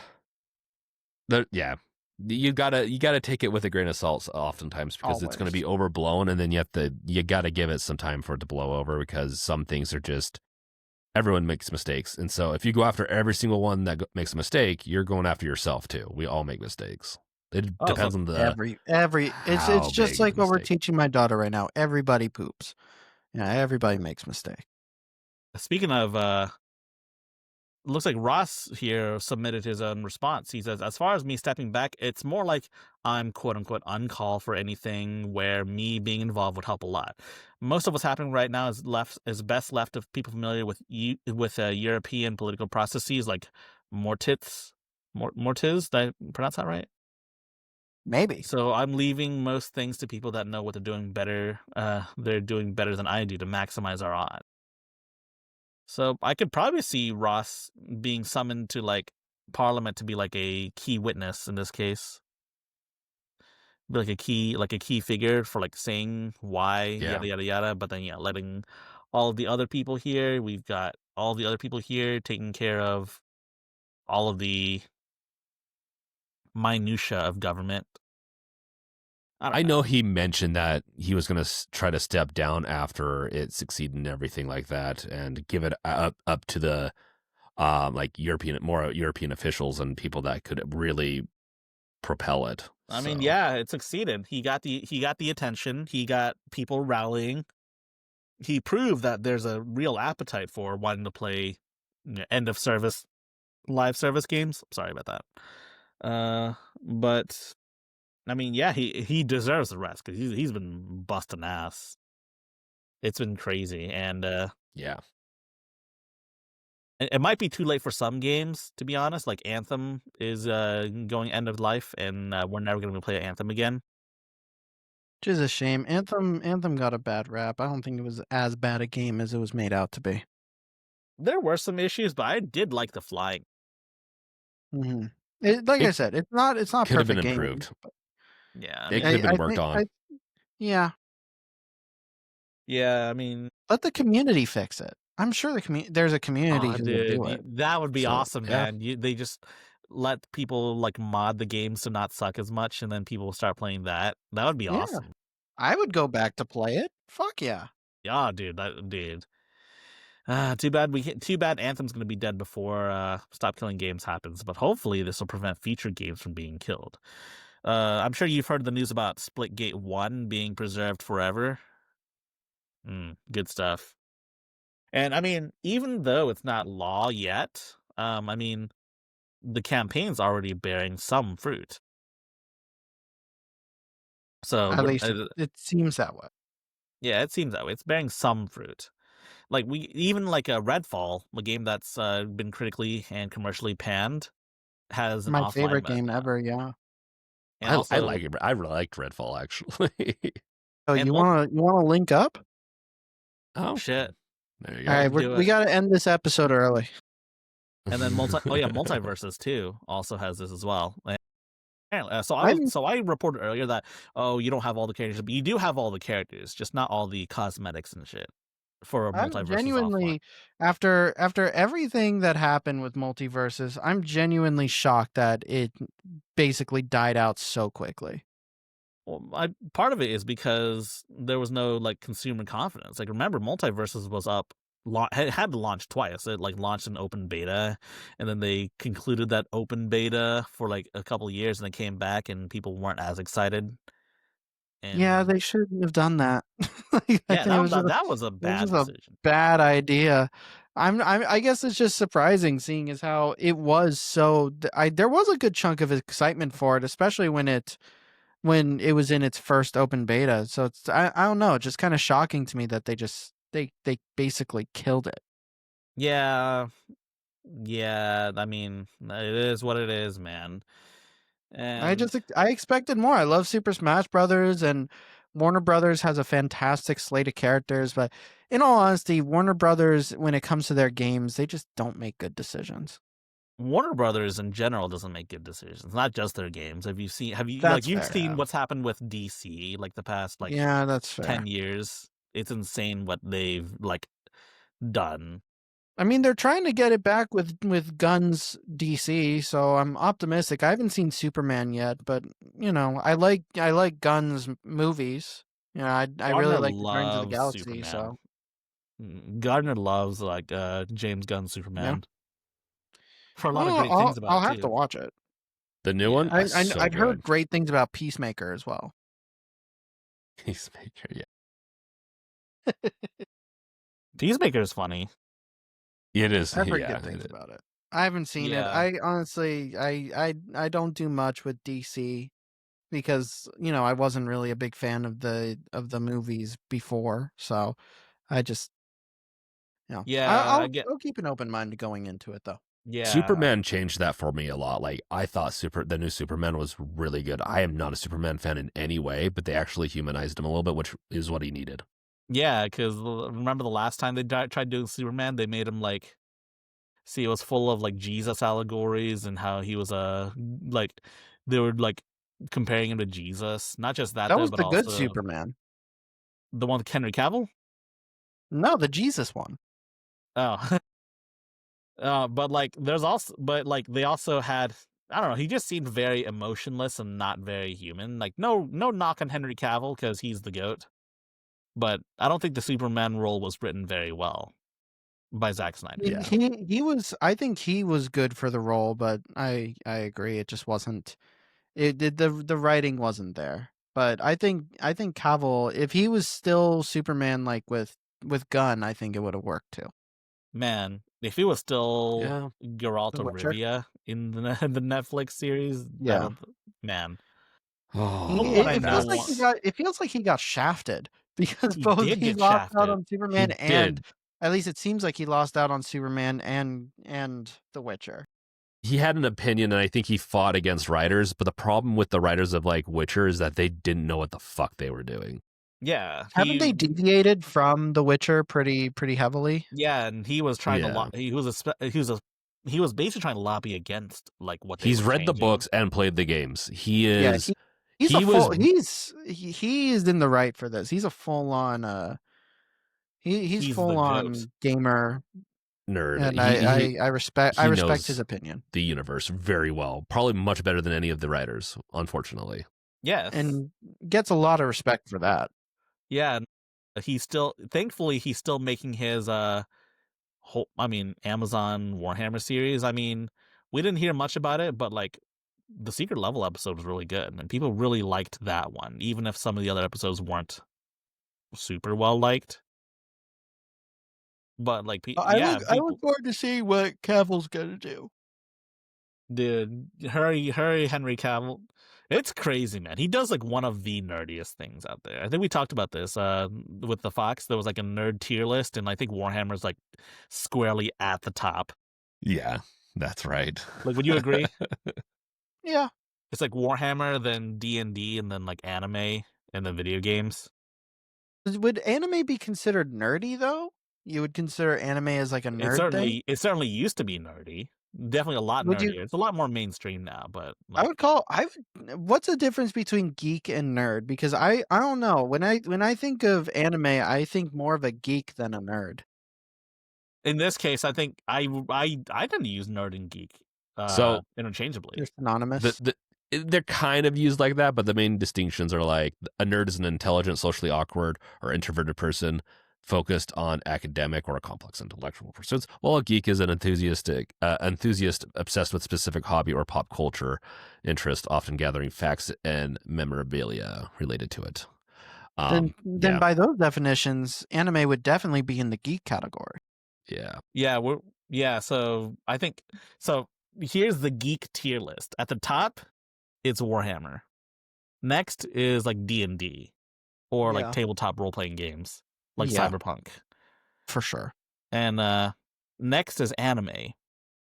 Yeah, and then below that is the world of anime is vast, and the fans are range between mild to ridiculous. And then under anime is video games, in my opinion. Yeah, I agree with that. Have you guys watched Simpsons video before? Games? I don't know about that one. I think that's a difficult one for me. I think video games might be above just based on how widespread they are now. Because I would consider mobile games as part of video games, and I feel like there's more people who play video games than watch anime. Well, my tier list is not based on like how popular it is, but like how like geeky and like niche and like obscure and like how like deep into it you Like, really you have to well, be. obscure. gotta get into it. Yeah. Would you? Like you'd have You to be like yeah. super deep Okay. into some shit to like All right. Warhammer. So video games are a lot more mainstream Yeah, than the that's others, which is why it's towards the bottom. fair enough. In that case, then I do agree. And comics are some weird shit though. I don't know where to put those because like superhero movies are very popular, but like when you actually read the comics, they get into some really weird shit. That's a hard one. Probably below anime, but above games. Nah, that's a good one. That's a good assessment. I think anime tends I to could get. agree with that. I think it could be Yeah. if there was like neck and neck. I could probably see anime and comics being tied. Honestly, that's not a bad assertion because there are a lot of animes that are mainstream. They've got that mainstream appeal, like obviously Dragon Ball Z, Jujutsu Kaisen, Naruto, all that. And then there are some like other ones that are very obscure or very not to Western tastes, like My Little Sister Can't Possibly Be This Cute. Real serious, by the way. Oh yeah, no. Some of their names. So my wife and I have been getting real into anime recently, and we are on like a binge. We've got like a watch list of like 10 different anime that we are planning to start. We just finished one. Like we love these comedy anime, and there was one we just watched that just completely fucked us up. It's called Asobi Asabase, and it is so ridiculously funny. It's so stupid, but it's so. Man, I haven't. I need to watch more I'm anime. so sad it was a miniseries. It's been a little bit since I've watched an anime that like a new anime that's interested me. If for humor, Konosuba's my goat. I like Konosuba. Konosuba's so funny. I Oh can't wait. no! I'm waiting. Isn't season 4 coming this year? I can't wait for it. I don't know. Oh I'm hoping no, so. See, I would dude! know. We watched that. You like Konosuba? Check out Asobi Asabase. Seriously, I'll have to check it out. Yeah. it's similar to that. It's a mini series and it's like little 5-6 minute episodes contained within like a 23-minute episode. It follows three girls in middle school, but it's just the most ridiculous and stupid thing. It's just Dude. it's so good. And also with anime, there's also some truly delicious garbage. Like for example, Domestic Girlfriend is truly one of those. Domestic Girlfriend? Yeah, that's the name of the series. Or Domestic no Kanojo is what it's called in Japan. All right, well, It's some truly delicious like garbage. Oh man, that looks great. And I'm looking it up right now. I'm curious. Is it actually good? Like, have you seen it? No, I've read it. It's terrible, but it's like a train wreck that I can't like move my eyes away from. It's like one of those like bad movies that you like know it's bad, but you watch it because it's hilarious. Okay, well now you've got me curious about it. What makes it so ridiculous and so train wreck? Such a train wreck. So it begins with our main character. His family is so essentially his dad is a single dad and he's getting remarried, and then his two new sisters. One of them is his like teacher that he has a crush on, but they can't do it because, and then the other is like a girl that he kind of just slept with at like a party, and they're both his sister. They're both his sisters now, and so oh no, it's That's some weird. That's really weird. it's some truly like bad stuff. Yeah, that one might be a little bit too weird for me. Yeah, But I will say, like, we really enjoy like the comedy anime. That's kind of where we gravitate towards when we're watching together. I do like a range of it, but like Dan to Dan is one of our favorites right now, and recently the episodes have been so good. Yo, have you watched Angel Beats before? Angel Beats? Yeah, it's really I good. don't think so. I think you'd really like it too. It leans more into the slapstick humor, but it's made by the guys that made Clannad. Yeah, but essentially it basically takes place in the afterlife, with a bunch of like kids. They're going to like a high school in the afterlife, and they're rebelling against God. But there's a lot of like crazy like slapstick. I think you'd really like it. All right, I literally have up our website where I'm putting these on our watch list. I put Angel Beats on there. Dan to Dan is really good though. Yeah, I've been watching that. Good. I need to catch up. I'm watching with my especially brother. the last few episodes have been especially funny. Dude, I need to catch up. I've been watching with my brother, and he's been busy. Yo, so speaking of catching up, it looks like Microsoft is catching up to the economy. That was a really good segue. Thank you. Unfortunately, pricing has increased substantially. Well, not substantially, but it's not substantial. They're going up. This is the second time Xbox prices have gone up, and this is only in the US so far. Yeah. Well, of course. Because there's no other reason for the prices to go up only in the US other than tariff. So if I don't even remember what the Xbox Series S launched at, but it's $400 now for like the lowest end Xbox. Wasn't it like $350? Launched at $350? I thought it launched at like $300. I don't think it was. Was it $299? That's a good question. I don't know. I thought it was $349. Xbox Series S launch MSRP.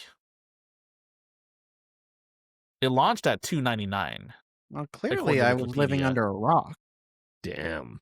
It went up $100 fucking dollars throughout this entire generation. And it was only recently that the prices have started going up. Yeah. I don't think it's ever happened to where we've had consoles go up before, up until this generation. Yeah. And like, it's gone up twice in 1 year. Went up. Yeah. PlayStation went up like a few weeks. Switch 1.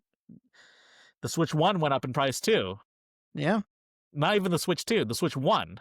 How does that make any sense? Yeah, we'll see. I don't know. I was hearing that weren't they importing a lot of Switch 2s before the tariffs so that they didn't have to increase the price, but obviously that's going to run out. Were manufactured in Vietnam, I believe. Yes. That's why you don't see a lot of the price changes up until now, is because they had a huge inventory and we're hoping that probably the administration would kill the tariffs, because they're not their tariffs are not a good policy, and they're still not dead. So we're gonna see. I think we're gonna see more price hikes. We could, if they keep on with the Xbox or with these tariffs, we'll get more price hikes for the Xbox. I'm pretty sure. So who's paying $800 for an Xbox Series X? That's fucking C gaming. At that point, add another 400, 500. Shit, man, you get yourself a gaming PC that'll last you, because like we're like reaching towards the tail end of this generation too, are we not? Yeah, it's been like 5 years since the consoles launched, so like I guess maybe 2 more years left. Yeah, so this is like the tail end of the console generation, and they're charging $800 for this shit. Yeah, they're getting ready, but it's a secret. Yeah. It's a little like secret campaign they're doing. They're gonna charge $1,099 for the next Xbox. Man, I don't know. I'm just messing, but still, that's not worth it. It's definitely not worth it, dude. Just go to PC. You say that now, but we'll see. Yeah, but yeah, I don't know. I honestly, at this point, I don't know if Xbox is really going to focus on consoles as much anymore. They're not. Like they're moving so far away that I think they're mostly just going into software at this point. Well, if you recall, in a recent marketing campaign that Xbox did, everything's an Xbox now. Exactly. See that PC that you're podcasting from? It's an Xbox. Oh, that SteamDeck?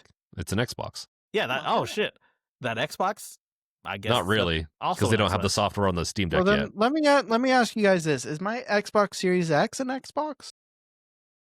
Soon it won't be. I would imagine so. Based on Microsoft logic. No, I think honestly, I think it's really the smartest decision they could have made. The Xbox as a hardware was definitely nowhere near PlayStation or Switch levels of sales. So I think them switching more to software and focusing less on exclusives and just opening up more, I think that was an extremely smart idea. And we've seen the ripple effects. Like PlayStation is doing the same thing now. and they're starting to focus more on multi-platform releases. And they still do some exclusives, like Ghost of Yotei is going to be an exclusive to PlayStation, but I think it's going to come to PC and possibly Xbox sooner than it would have before. I just don't. I think there's no such thing as unlimited growth in like a very single category, and I think we're starting to see that kind of happen with with the economy, with a lot of these big companies are starting to hit like their walls.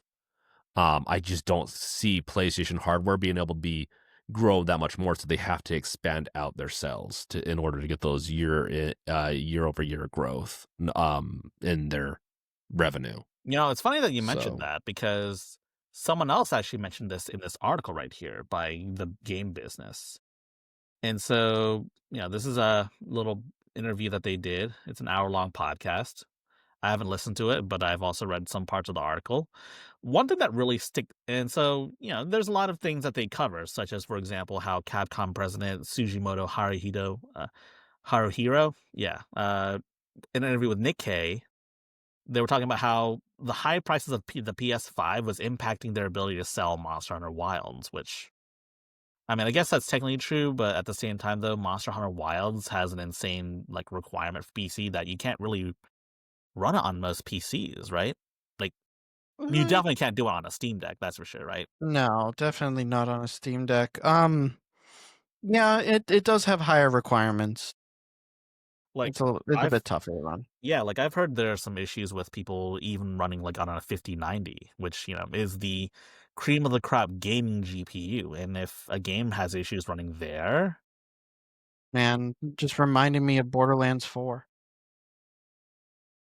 We'll get to them later, but yeah. So also, what's interesting is the average age of console buyers is going up. The average console, it's going towards people that are older and also more affluent as well, which is one thing they mentioned. Which is interesting, though, because the console market has always been sort of a traditionally younger market, if I recall. Well, it's becoming more expensive. And yeah, it's also because mobile. of that, people need more time and more money to buy it. So it kind of makes sense, especially in this economy. Gen Alpha and Z are big time, I think, in the mobile, like phones and all that. I think the data kind of shows that. But it's also more expensive. Everyone kind of you can focus on a phone, and everyone kind of needs a phone nowadays, so they can get a phone that they can play on, and that means they don't need a TV, they don't need a console. They're able to survive with how much cost of living's going up. So yeah, and plus, younger people also have other things competing for time too, such as, for example, Roblox and Fortnite on mobile. Yeah. I barely play on my Steam Deck now. I just play Roblox on my phone. Damn. There used to be a time where you could play Roblox on your Steam Deck, but they took away that ability because too many cheaters on Roblox, apparently. I like how that was their priority too, because I'm like, dude, you guys have a pedophilia issue, and you're focusing on taking it away from Steam Deck. Dude, obviously it's those damn cheaters. That's what's making Roblox so bad for kids. I know. It has to be. Definitely not the pedophiles that abuse Roblox to hold on now. get We're on details YouTube and interact with young kids. YouTube. You gotta say the YouTube self-censor lingo, the PDF file. My bad. God, I don't think we got censored last time. I don't think it dinged us, but God, that really pisses me off. That all right, so I've seen some documentaries on YouTube talking about stuff like this, and one of the things they like to say is, instead of saying suicide, they say unalive themselves, and instead of saying pedophile, they say suicide. Instead of saying pedophile, they say PDF file. Okay, here's the thing. When I just don't understand why it's become that censored. What if someone is making actual educational content and someone is actually a pedophile? To me, it just sounds so stupid to say PDF file. Dude, there's just a level of unseriousness that comes with just using those terms. Like, seriously. Or like unalive, like Unalive. I'm not gonna lie, it makes me laugh every time. I know these are very which is horrible. I know these are very like it's what's fucking the word? TikTok. I'm sure it's TikTok. TikTok is a big part of it for sure. These are very serious topics and serious conversations, absolutely, and they should be taken seriously if you're going to be talking about them. But like to censor it the way that they do makes it feel like they don't take it seriously. Like the ones who are enforcing censorship like that, they don't take it seriously, and it's just it just ruins or just not ruins, but it lessens the impact of how bad it actually is. Yeah, it makes it seem so juvenile too. Like, that's like the kind of shit you would say, like, instead of saying, fuck, you would say, well, F you, like, right? That's something a kid would do. Yeah. Like, when they want to, like, get around, they want to say the word, but they can't say it. Well, or if you live in Utah. Or, man. Yeah, it's an advertising thing. At the end of the day, they're trying to placate to advertiser. Advertisers probably don't even know the shit they're talking about. They're like, well, can't have swearing. You can't say, why would you say pedophile? Like, no, a pedophile's not going to say pedophile. Like, the only people that are going to say PDF file or whatever high tech to placate you. Hey, don't placate me, man. You got. I'm just messing with you. Placate our advertisers. I'm just messing with you. It is going to be used almost always in education or people that are going to be shitting on it. So it's like, stop. I get it. Like, I don't mind a little censorship in the sense of like, you know, they're actually illegal. Yeah, inciting violence and stuff like that. But geez, There's just a level of unseriousness to it all. It's advertisers, and I have to say this, and it goes a little off topic, but did you hear what fridge companies are doing now because they're running out of ways to make money with fridges? Are they sticking ads in your fridge? Samsung, I think, is now on their 1,800 and plus fridges are going to have advertisements in it. So, like, your milk's low, ad. I'm assuming that's how it's going to go. So, buy an old refrigerator if they're still good. That's just it's cheaper, and it's now better because it doesn't bombard you with ads. It just works. If it can give me a trailer while I'm looking through my food, like, or looking through the fridge for food, if they can give me a trailer for like the next video game, maybe if it's like really targeted, and it's still it's going to be abused. Yeah, dude, you might as well just like open up the refrigerator and then cut off the speaker wires. That's what you have to do. It'll lessen the impact. It. I'd probably hack my fridge. Oh, at that dude, point. that would be so. Dude, hacking with like open source fridge software. Jesus Christ. Open source fridge, open source truck. I thought open source was mostly just software. Now it's like, oh, you can build a truck that's open source. Some of it could be it's too confusing software. for me. It's definitely more of the software. It's more software. Hardware is a lot harder, but it usually means there's not like a patent, or there isn't allowed, like, or you're allowed to affect the build of the patent. So it's a good thing that hardware is getting more that way, because then it allows for like rights to repair and some other like things that are important for owners of products. But so here's some other things this article mentions too. For example, Fortnite creators will sell items in December. They'll be able to sell in-game items in December, right? Oh, that's because you can sell items in Roblox too. That's going to be a new class in the new education department that the administration's coming out. They sell in-game items. Is it similar to like Counter-Strike where people can resell like in-game skins? No. Like you can make, like in Roblox, you can make like a custom like item, like a hair, and then you can sell it to other people. World, like there's all sorts of different things. Essentially just mods. Paid mods. Got it. Yeah, lovely. My favorite. great. I'm not against paid mods, by the way. I actually really was for that. I was probably one of the only gamers for paid mods. It needs to be regulated. I guess I would agree with you there. I'm usually in the camp of no paid mods, but at the same time, there are some mods that deserve to get money for it because of how much work they put in. Oh, I love yeah. mods, and if someone wants to go out of their way to like make their mod even better, and I'd pay for it, go for it. No, I think that's fair. Like there are mods that I'm like, you know, that really do go over and above or add a ton of content, deserve the money. So with some mods deserving money more than the actual developers do. Like there are mods for like Skyrim that I Yep. would say deserve more money than Bethesda does. I agree with that. At the Yeah, end of I the agree day, too.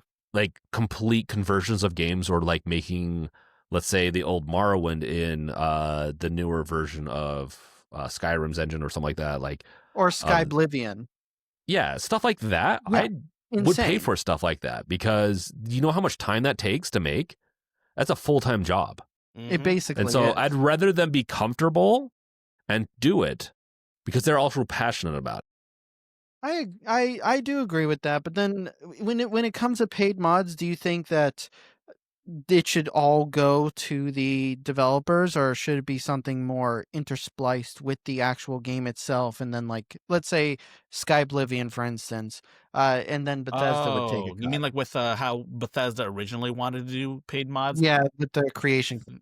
I think it should all go to the. I think it should all go to the developer of the mods. I'm None going to of it say should. slightly controversial. I 90% should go to the modders. 10% should go into the transaction, into the devs or the platform, and that's including Steam. I don't think that's a controversial take. I mean, as much as I do believe that a majority of it should go to the mod developers, I also think that, you know, it wouldn't be possible without the hard work that developers have put into the game. And while, like, you know, Bethesda, for instance, they made a game that they've basically repackaged like 10, 11 times. But it's still Yeah. like these mods would not be possible without the work that they put in to make the base. I would want a mod manager, and then so that 10% would go into also making sure the mod manager is up to date, making sure that the developers it has to be can fully mod the game. supported in game. Yep. 100%. Yes, and Valve. I think if Valve is involved, I think Valve would get a cut too. And that's a lot of money though that comes out of these. Here's my take, and I've said this about like Valve and Steam many times. Compare Steam as a DRM as like a to any other storefront. There is none that can match the features that Steam has. It is I do agree with that. And if they need to take a little bit extra to keep those features alive and continually add more to it, which they do continually do, I think it's worth it.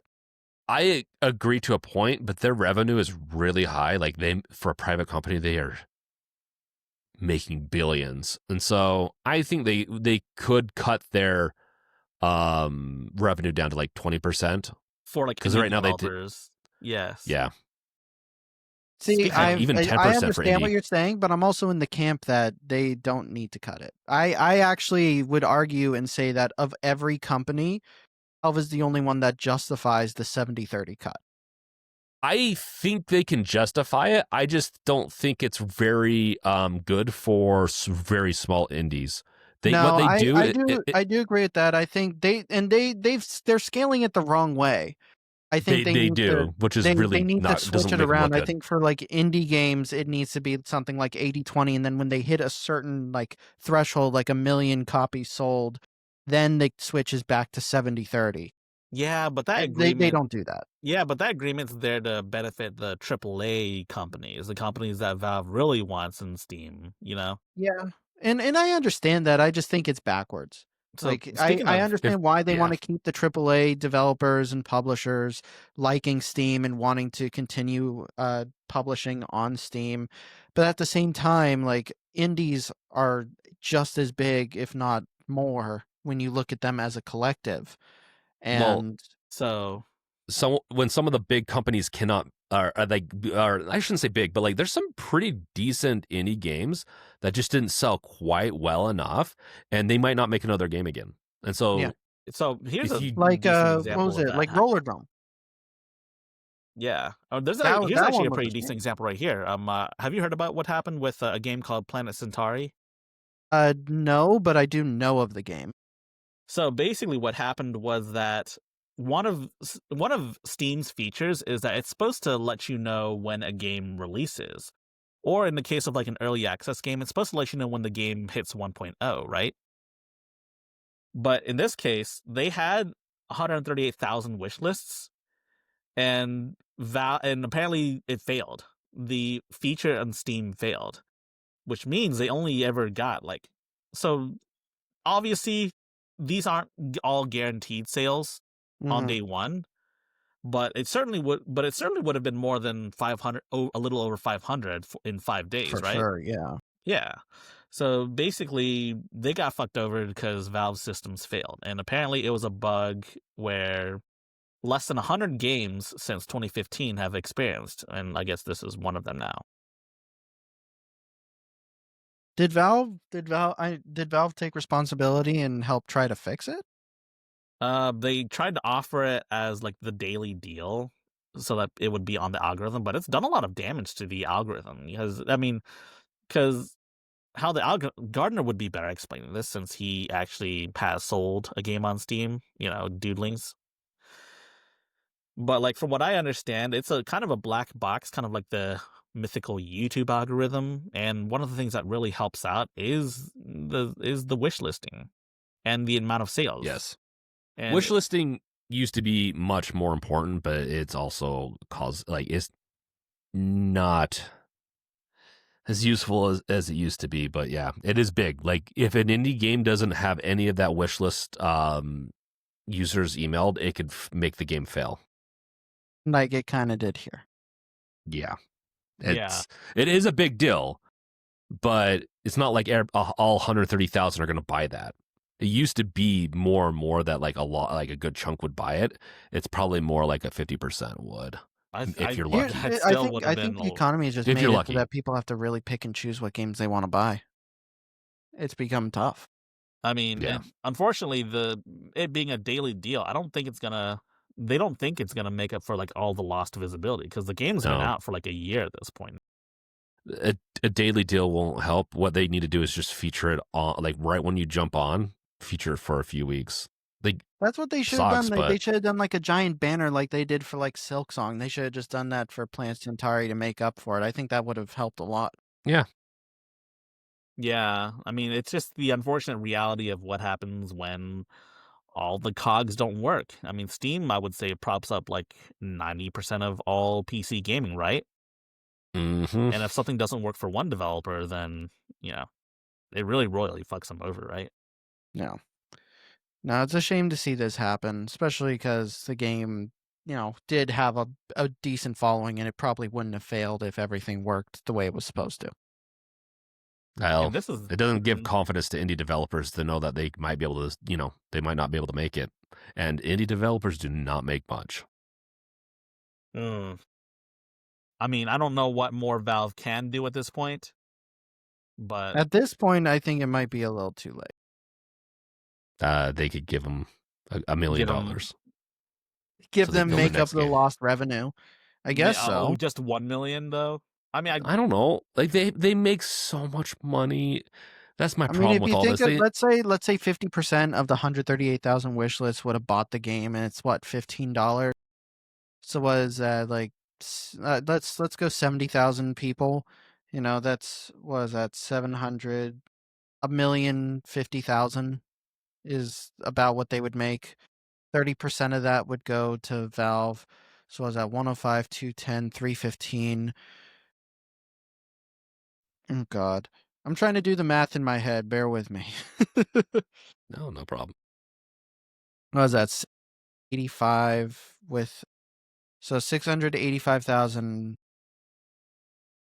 I'm looking at the game. No, 700.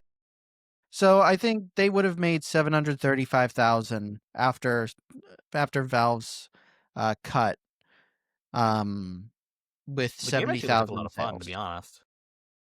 Yeah, no, I played it in the in early access. It's good. Damned. That's super unfortunate. Let's see if anyone talks about it in the reviews, in the recent reviews. Poor devs. Here we go. Hey, man, I mean, the news made it, dude. I mean, there's a good chance that this game might get its second wind now that people know that 1.0 is out. What out of curiosity, what plugin do you use for your browser? I use Augmented Steam. I gotta look into that. There's some little features right there that I think are kind of. And also SteamDB. I use SteamDB. Yeah, so Augmented Steam, the whole back end of it runs off of is there any deal? So it gives you deals based on like stuff like that. So Interesting. yeah, it tells you historical lows and all that good stuff. All right. Looks fun. The I game's like 15 the bucks. current player stats. I think that's cool. Though I mean SteamDB has that too. It's just I like how this one looks a little bit. Though I guess the it doesn't show the followers, and it does for SteamDB. So let's see what's going on here. I do wish they made one last update to make it SteamDeck verified, but you know, given that this Like game, they've gone through the ringer. They don't have to do anything they don't else. have to. They don't have to. But I think having one more update to just show people, I don't know. This I don't know. What's whatever. It's unfortunate. They are still alive though. They are making a second game, thankfully. So they're not like out of business or anything. I would They're kind just of starving. understand if they feel pretty jaded by Steam and Valve though. Like if they wanted to take like an exclusive deal from Epic, I think I could understand why they would decide that. That's totally valid, man. I mean, unfortunately, I don't know if I would. I don't know, like nothing, no shade to them, but I don't know if I would buy it if it's an Epic exclusive. But I could understand. Yeah, like the other thing too is that like I forget who. I don't know if it was Dave Oshry or was it someone else from like the indie publishing area that said that the Epic Game Store is a marketing black hole. I'm not sure. It sounds like something Dave would say, but honestly, it's I don't know. I as much as like there are some really cool games that are released on Epic. Like Alan Wake 2 is on Epic. Tankhead is also on Epic. But unfortunately, like I don't think they'll ever get the traction that they would if they were on Steam. Absolutely. So I mean definitely do publish on Steam. Hopefully they don't get screwed over a second time. Otherwise, yeah. And it's no shade to the developers. I understand why they would take an exclusive deal, especially as an indie dev. Getting guaranteed income is massive. But I don't think it's selling out. I don't even think Epic is doing Epic exclusives anymore. I think they stopped doing that because they should. Like I don't think it is a great business decision, especially in the PC ecosystem, and as we see consoles are starting to move away from it too. But I think in general, just the Epic storefront is just really poorly made. Yeah. Speaking of poorly made, this argument that Nintendo is presenting. Well, a little bit of a backstory. We've been talking a fair bit about Power One versus Nintendo because I mean, it's a huge deal, and we talked about the patent that they got last week.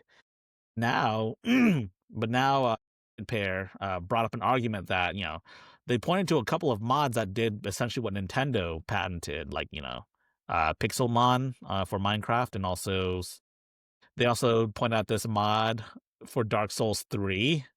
Wait, that's a mod. Wait, Pocket Souls? I need to see this. I'd play that. So it's a mod in Dark Souls 3. Is there a video of this somewhere? Yeah, I just need to see. Just show me something. I want to see what's. Here, I got you. There we go. Okay. So it's not actual Pokemon that are in the game. It looks like it's creatures from Dark Souls Yes. that you can bring out. Yes. I think. Look, you can't. Nintendo's coming after you. Well, here's the thing, though. Nintendo said that that's mods fair. are not prior art in Japanese court. Do you think that's true? I'll let you go They're first, crazy. James. Nintendo, like the Japanese system and all that stuff is crazy over there. They don't let you mod games. You can go to jail For modding your save data. for just about anything. It seems like when it comes to games, it's really weird. Well, what the reason why Nintendo says that it's not prior art is because without the hard work of the original devs, those mods would never exist. So therefore, it's not prior art. But without the hard work of the professors that taught them, other companies that came before, that this art is iterative, we would not be where we're at without prior works of other games.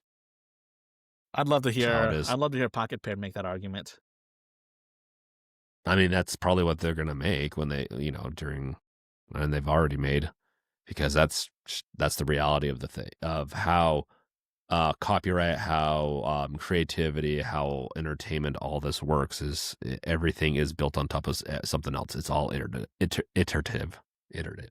Yes, and of course, I don't know if you guys have heard, but Power World 1.0 is coming pretty soon.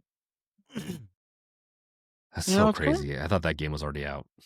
It's so crazy to think about. Like, Nintendo and their games are probably some of the most creative and brilliant ever created. Like the way that they inject so much into their games, and they're also one of the biggest companies that stifle creativity from everyone else. Like, if anyone tries to do anything similar to what they do or tries to keep their games alive, they just crush them.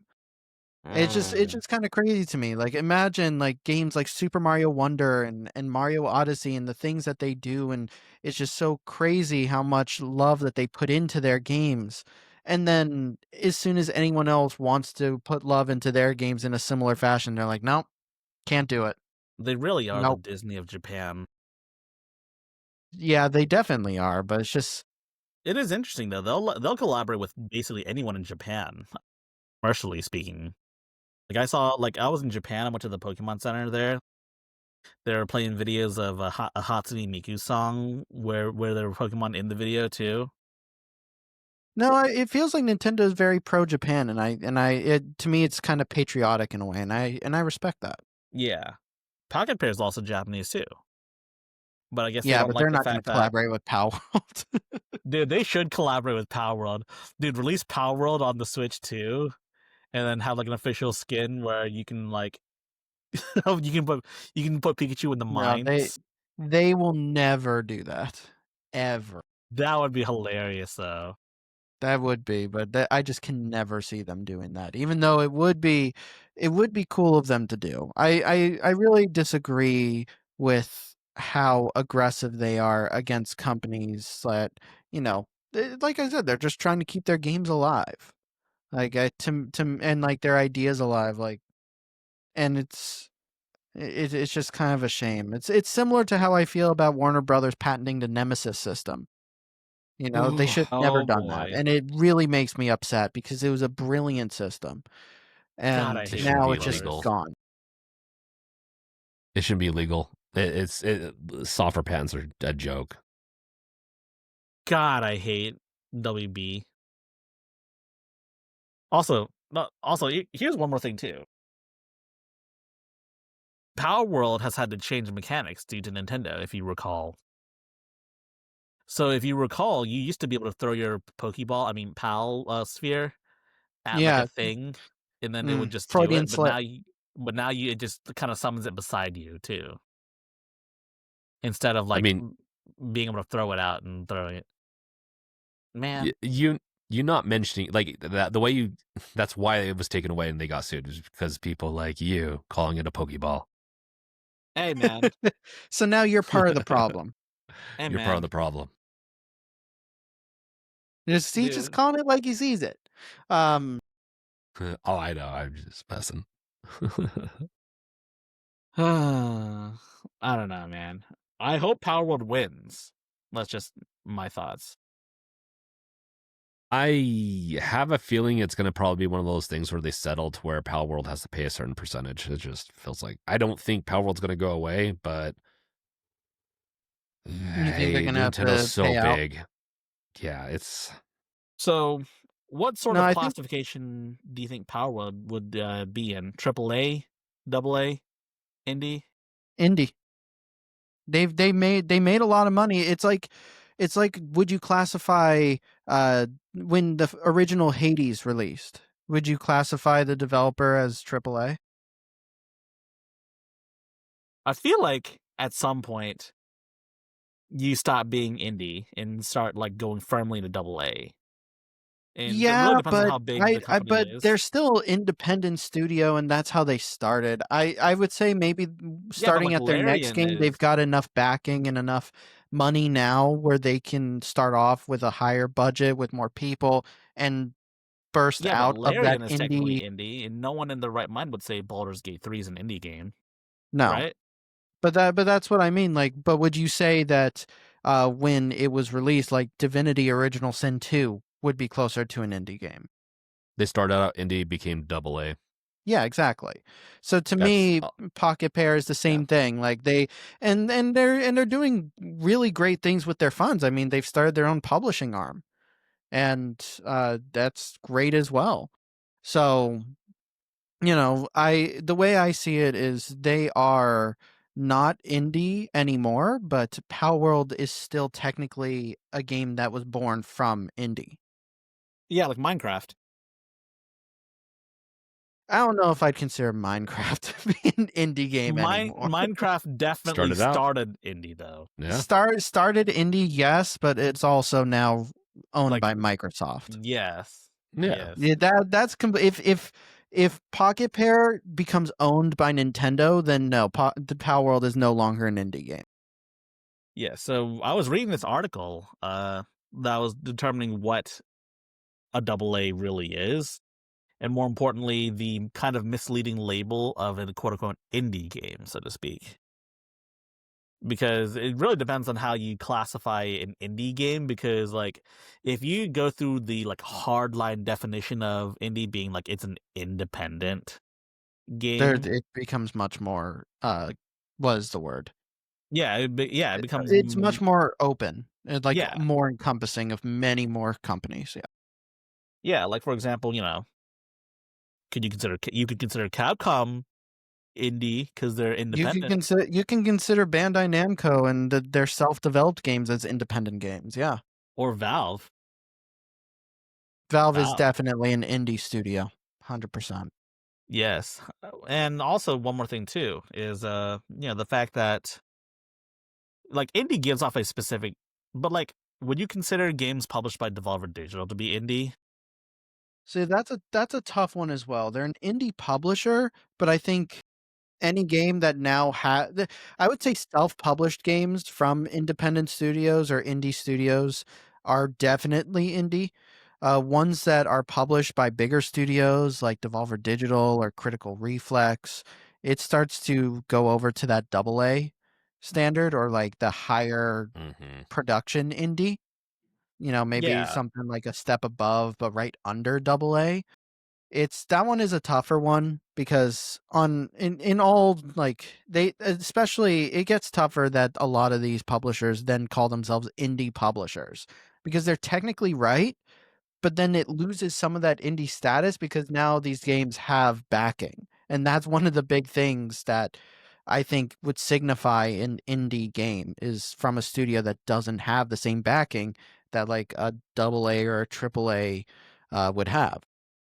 Well, if we go back to like the record industry, there's only three big companies, and anyone outside of those three big companies, Warner Bros. Or Sony or I think Universal, I forget who the third one is.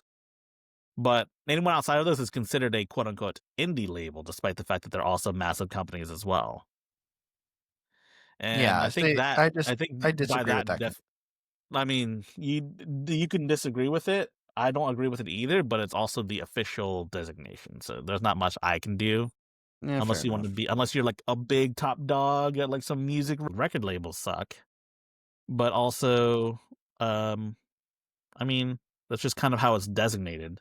But when I think of indie, I think of like the one man team, like slaving away in his basement and making a game, like Cave Now, Story. you know what? I have a question for you. Would you consider, like, isn't the developer of Stardew Valley concerned making a new game about like being a chocolatier? Would you consider his next game to be indie after he has obviously made an insane amount of money from Stardew Valley? Still a solo Wow. developer, still funding it himself, but Yes. he has an extreme amount of money from Stardew Valley. I don't think it's just about money. I think it's about scope. I think it's about a lot of that. That's yeah. So It's definitely more nuanced than just money for sure. But I think it's important to take a look at all aspects. I would say yeah, it's still an indie yes, game, I would still say yes. but it's an interesting hypothetical to think about. Yeah, it's self-published, presumably, Yes. and he's a solo developer. I Yeah. mean, he truly is independent.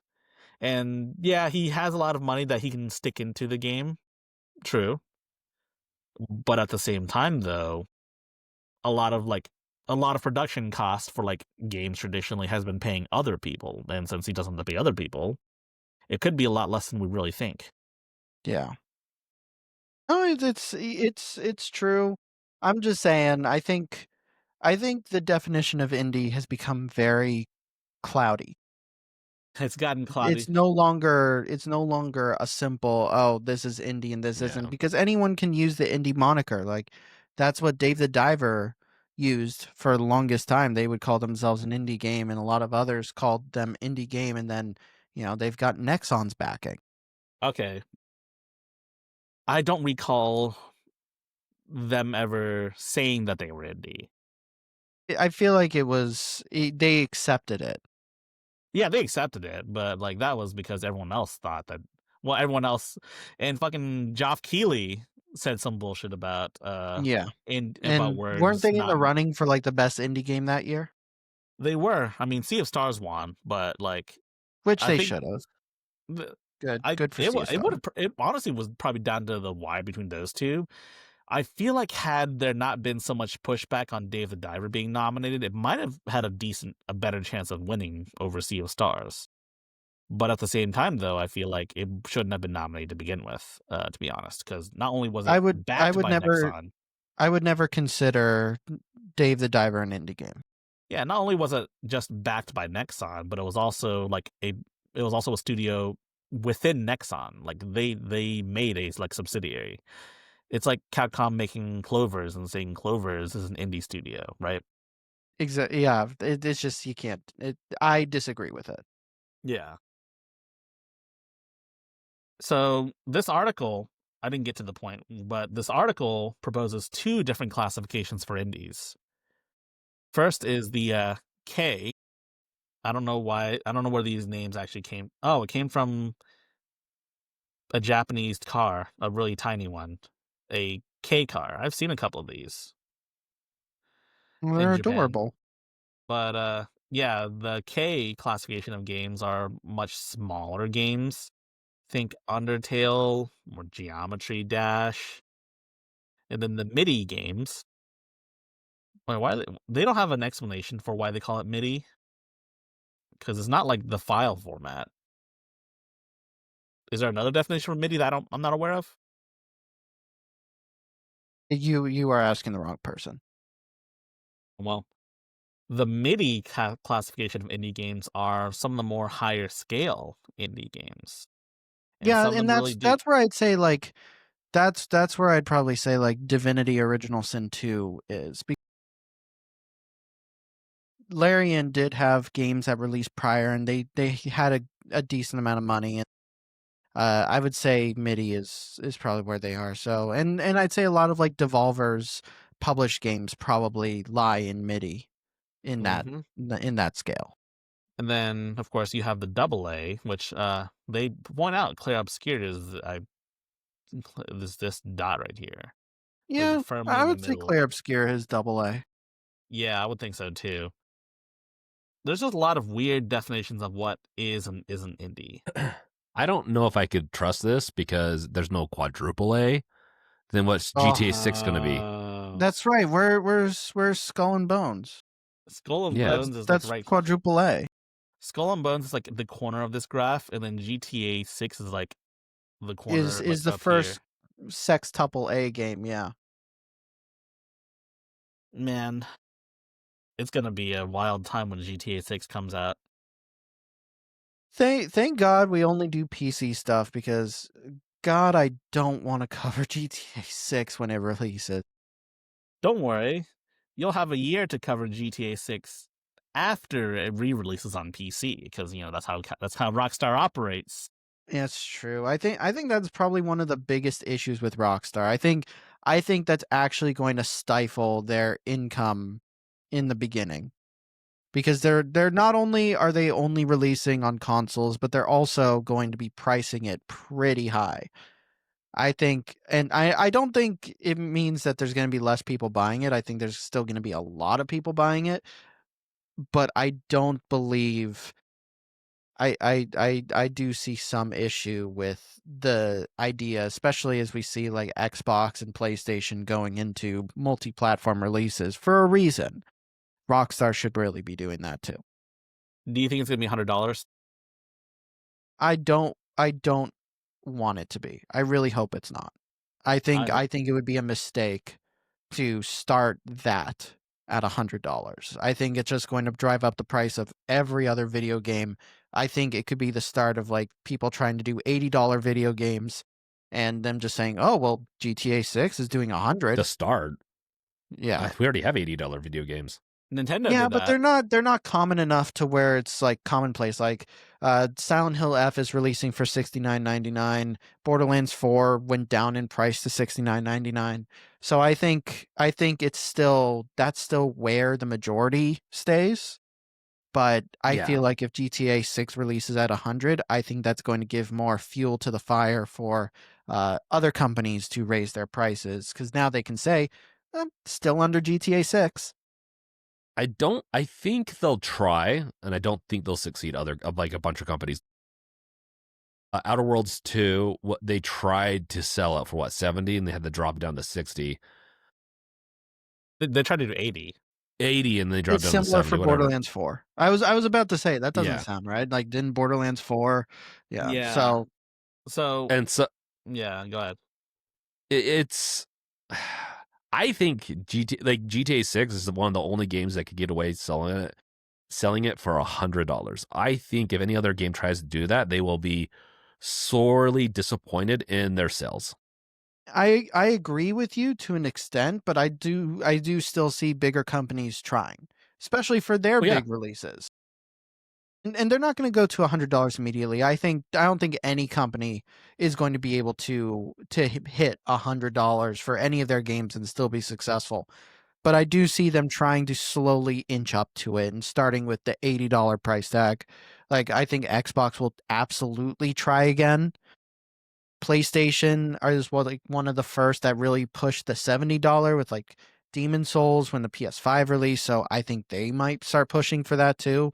Nintendo might be a little bit slower, but I think they're going to end up doing it. And if they're all going to do it, then I think every other company is then going to drive up prices. There's not many that can, especially with how the economy is going right now. It's only going to increase, and I think this is just going to be the catalyst. At some point, it's going to go up. GTA 6 could be the catalyst if they do $100.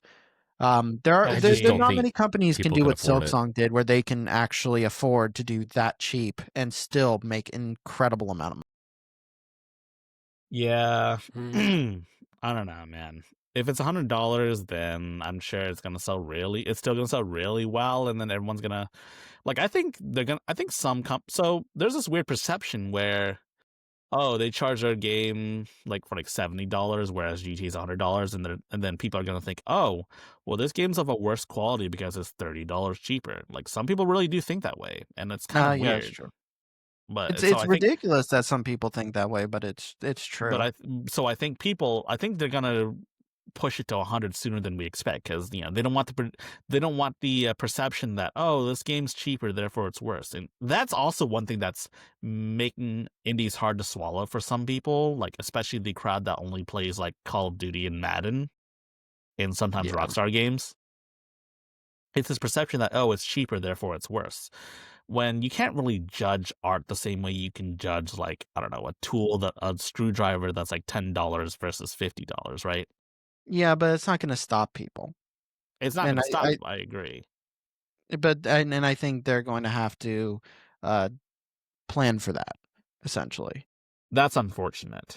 It is, and that's why I'm hoping, because I'm going to be completely honest. GTA 6 selling for 100, it's probably worth that much. GTA has always been an extreme quality series, and they've gone over and above with like GTA 4 and 5, and it looks like they're doing the same thing with 6. So I respect that. Like I can see, that it is a very beautiful game that they're putting a lot into it. Problem is that people are going to judge. They'd be like, okay, this is $100. I can get this incredible experience that I can play hundreds of hours in, especially if they have like a very expansive online mode similar to GTA 5 online. Or you can pay like $70 and get a game that kind of doesn't do everything that GTA 6 does. So I think it's just I think it's going to be a tough one. I hope that they don't release it for 100 because I understand they're going to release it for more than 70. I cannot see them doing it for 70. I just hope they don't go so high that now, because if they release at a higher price too, it's going to hurt sales for other games because people are going to say, oh, I just spent $100 on this game, so I can't buy this $50 game. Yeah. I'm It'll hopeful. hurt sales of other games, and it 100%, most likely will. but I'm sure every company that is going to be releasing their game next year will, like any game that could be releasing around when GTA does, they're immediately going to postpone. Immediately. Yes. There's going to be no doubt about that. They're going to avoid it like the plague, similar to everyone avoiding Silksong. Probably more than avoiding Silksong. Absolutely, man. Not only, not just indies, but also like big AAAs are gonna get that is going to be the biggest launch in video game history at the time. Like there's no doubt about that.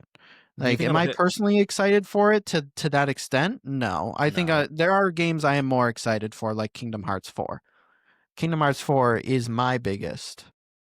It's your GTA 6. It's my GTA 6. Yeah. But I like that. We're gonna use that from now on. Yeah, go for it. But looking at it, there is no doubt that GTA 6 is going to be the biggest launch in video game history when it launches. Yeah, man, that's crazy. I think it's time for. I think we should move on with the next topic. Any final thoughts on this one before we move on?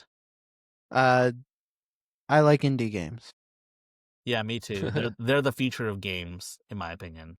They're the only games that can really go wild with their ideas. Double A is good too. Speaking of going wild with their ideas, this lawsuit is wild. So, Corsair, if you guys are unfamiliar, Corsair makes RAM. Generally speaking, it's for people that build their own PCs. But how do you feel about Corsair being sued and losing due to quote-unquote false advertising of RAM speeds? I mean, I don't know much about the lawsuit, but if they advertise RAM speeds and that they were not the correct RAM speeds, then yeah, that's false advertising.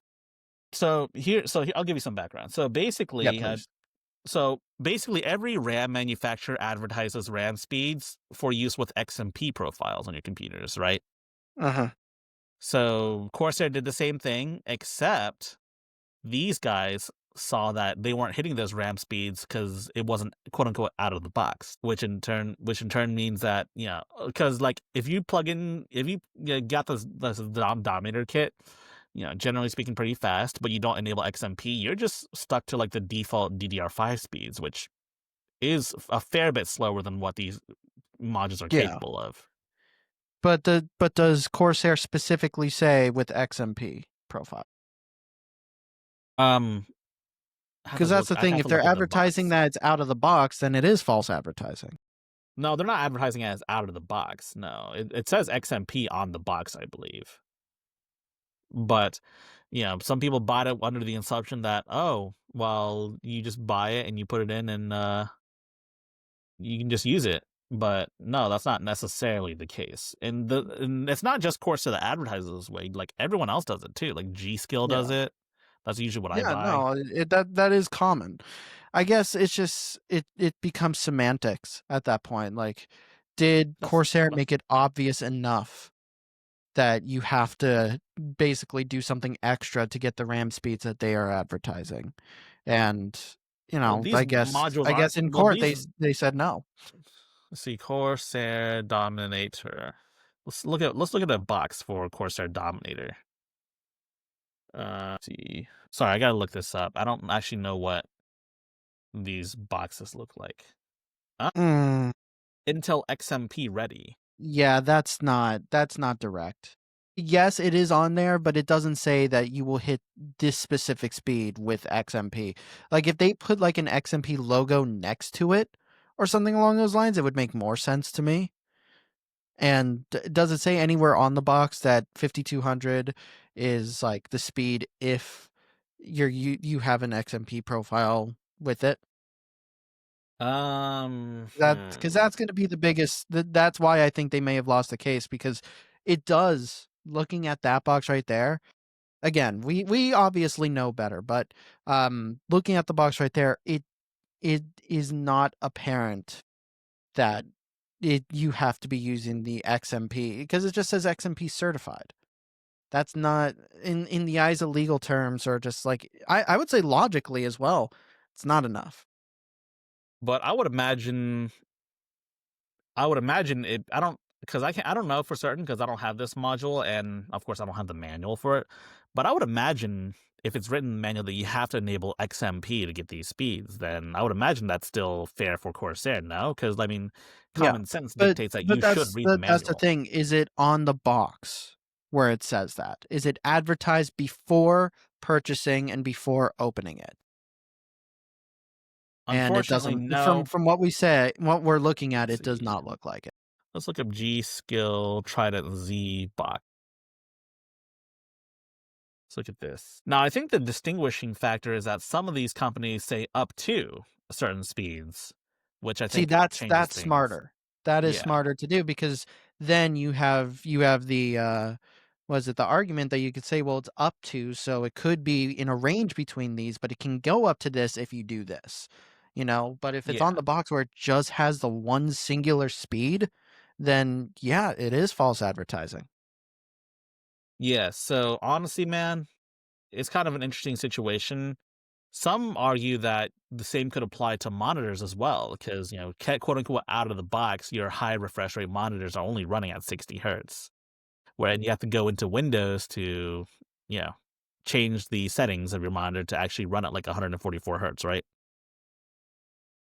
Yeah, that one might be a little bit more complicated, because the panel itself could be like, let's say a 144 hertz panel. It could be a 144 hertz panel, but it can have a range of refresh rates that it starts at.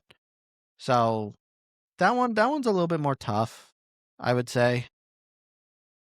Could be an interesting can of worms that this lawsuit might open up. There's no telling. I think all of it could be avoided by just adding the up to wording on the box. That's it. Yeah, I think it could be. Like I still think that they could have had an argument if they had like the XMP, like even just those 3 letters, if they had that like at the bottom of like the speed. So like where it said like 3600, just right underneath it just says XMP. To me that's even more clear. but saying Intel XMP certified, that could mean so many things for people that don't know. So I think it is false advertising. That's fair enough. And do you have any thoughts on this? Nothing at all? No, nothing really. Like, I think it's false advertising. I think if any other company was doing the exact same thing, they need to get dinged too, not just Corsair. And I want to see more companies that try to embellish things get punished for it. I really don't like embellishments. So yeah, that's totally valid. I think again, it's not even that hard. Like, just put up to. Yeah. Like, it's really not difficult. It's just, they need to be held accountable and make it clear that, what you're getting needs a little bit more work to actually hit what they're advertising. I don't think the 5.5 million is going to do much either. Yeah. I think that's a cost of doing business for them. And all the lawyers are going to get all the money anyways. All the people that have supposedly been wronged by Corsair aren't getting shit. They're getting like especially if it's a 3 years thing.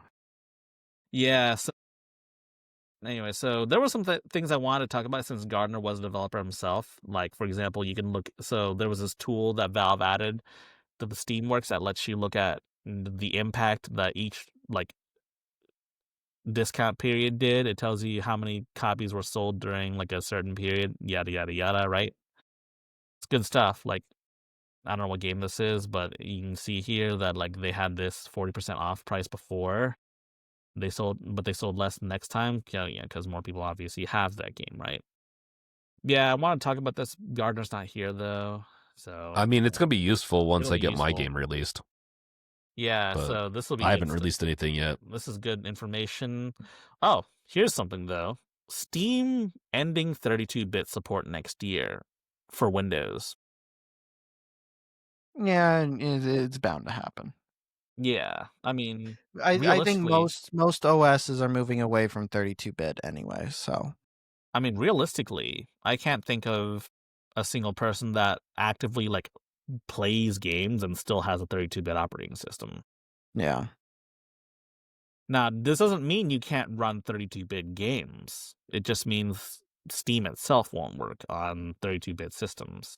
Yeah. I think at this point 32-bit systems are becoming obsolete. Almost every new iteration of OS that I see and every new device that is being shipped does not have 32-bit OS on it. So I think this is just bound to happen, just like how Steam ending older versions of Mac OS. Yeah, that's totally valid. I mean, honestly, just move to Linux, to be honest, because I mean, Windows 10 is ending support in October. We'll talk more about it closer to when that happens, but yeah, but like, how else are you going to play all your Call of Duty games if you move over to Linux? I'll just play on my Xbox, duh. Everything is an Xbox, but I guess not 30. I guess not Linux. Yeah, Linux definitely is not an Xbox, unfortunately. Shame. Shame. I mean, you can still stream Game Pass. That's right? probably you now can, it's an actually. Xbox again. Yeah, that's why everything's an Xbox, because you can stream it about from anywhere. That's why my phone's an Xbox.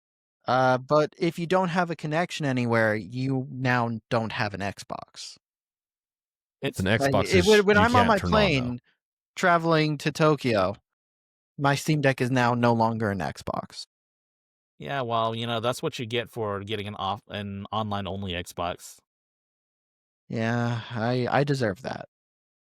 You should have named yourself Online Only Xbox HQ. We really are like going all in to change the name.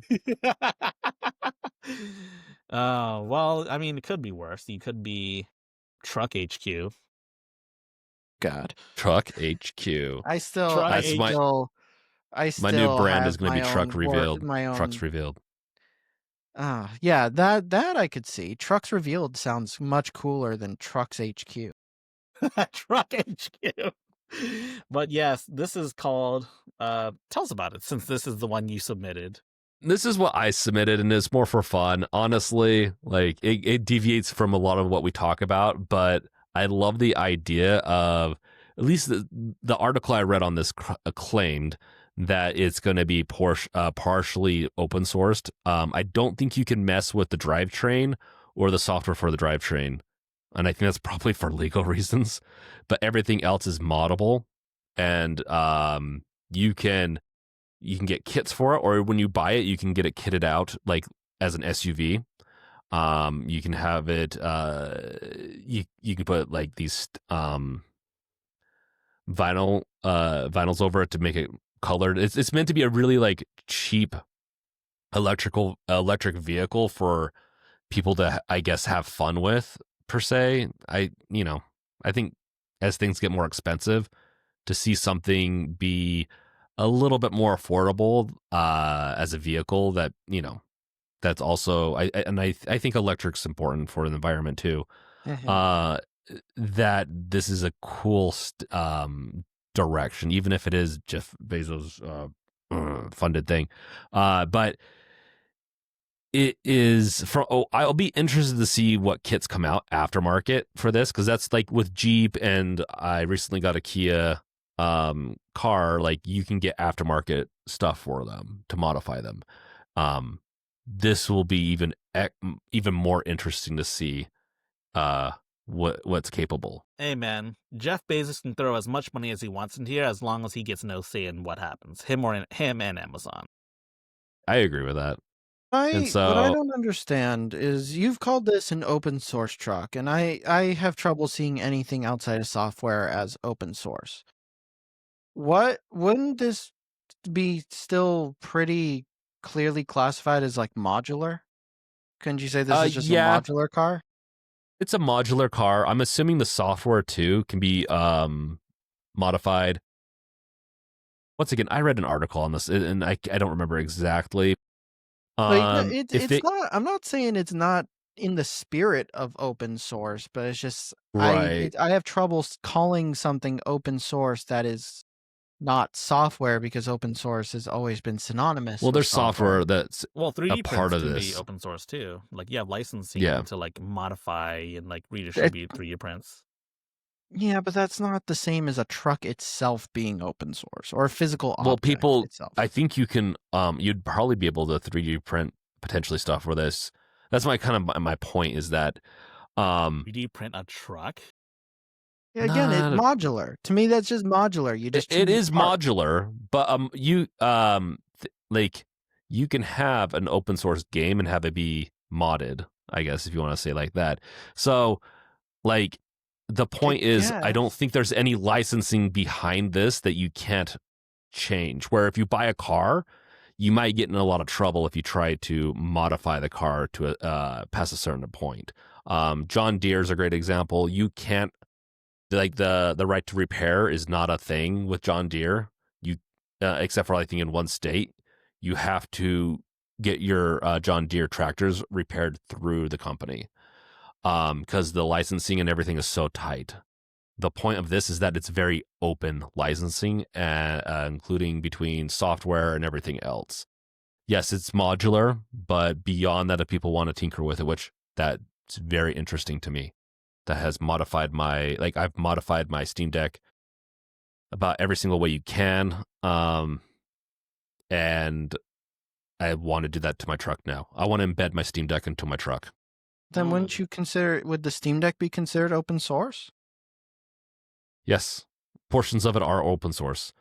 It becomes so much more complicated at that point. It gets more complicated. It's a blanket statement. I'm not saying the whole truck itself is open source. I'm Well, saying then why call portions it an of open it. source truck? That's what I called it for simplicity. It's just fun. Yeah, but I that's think what if I'm we- going off of. That's all I know about it. And so, I think Gardner, if Gardner were here, he could tell us if it's open source or not for realsies. I mean, I'd like to I get what you're saying. If there's no licenses involved, then you can really go all in with exactly how you want to build it, what software you want to use, and all that. But to me, that's just a truck, or that's a modular car. You're building it from the ground up, able to use whatever you want to build it. let's Yeah, let's design a truck though. So if they offer the designs and the specs and stuff so you can do it yourself, that's open source. When they open source let's say the designs of the truck, then that's what I think it is. But once again, I read about this a few months ago, and then I saw it recently again, and so I wanted to bring it up just for fun. And I was hoping Gartner's here, but yeah. Hey, man, and you can calling it an open source truck sounds funny. See, Fair enough. Let's design our dream truck, our off the console truck. See, I don't want a partial wrap. I want to fully wrap my car. So yeah, like a big part of it's modular.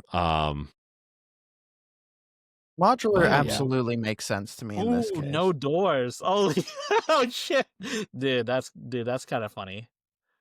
I mean, I guess it's up to you.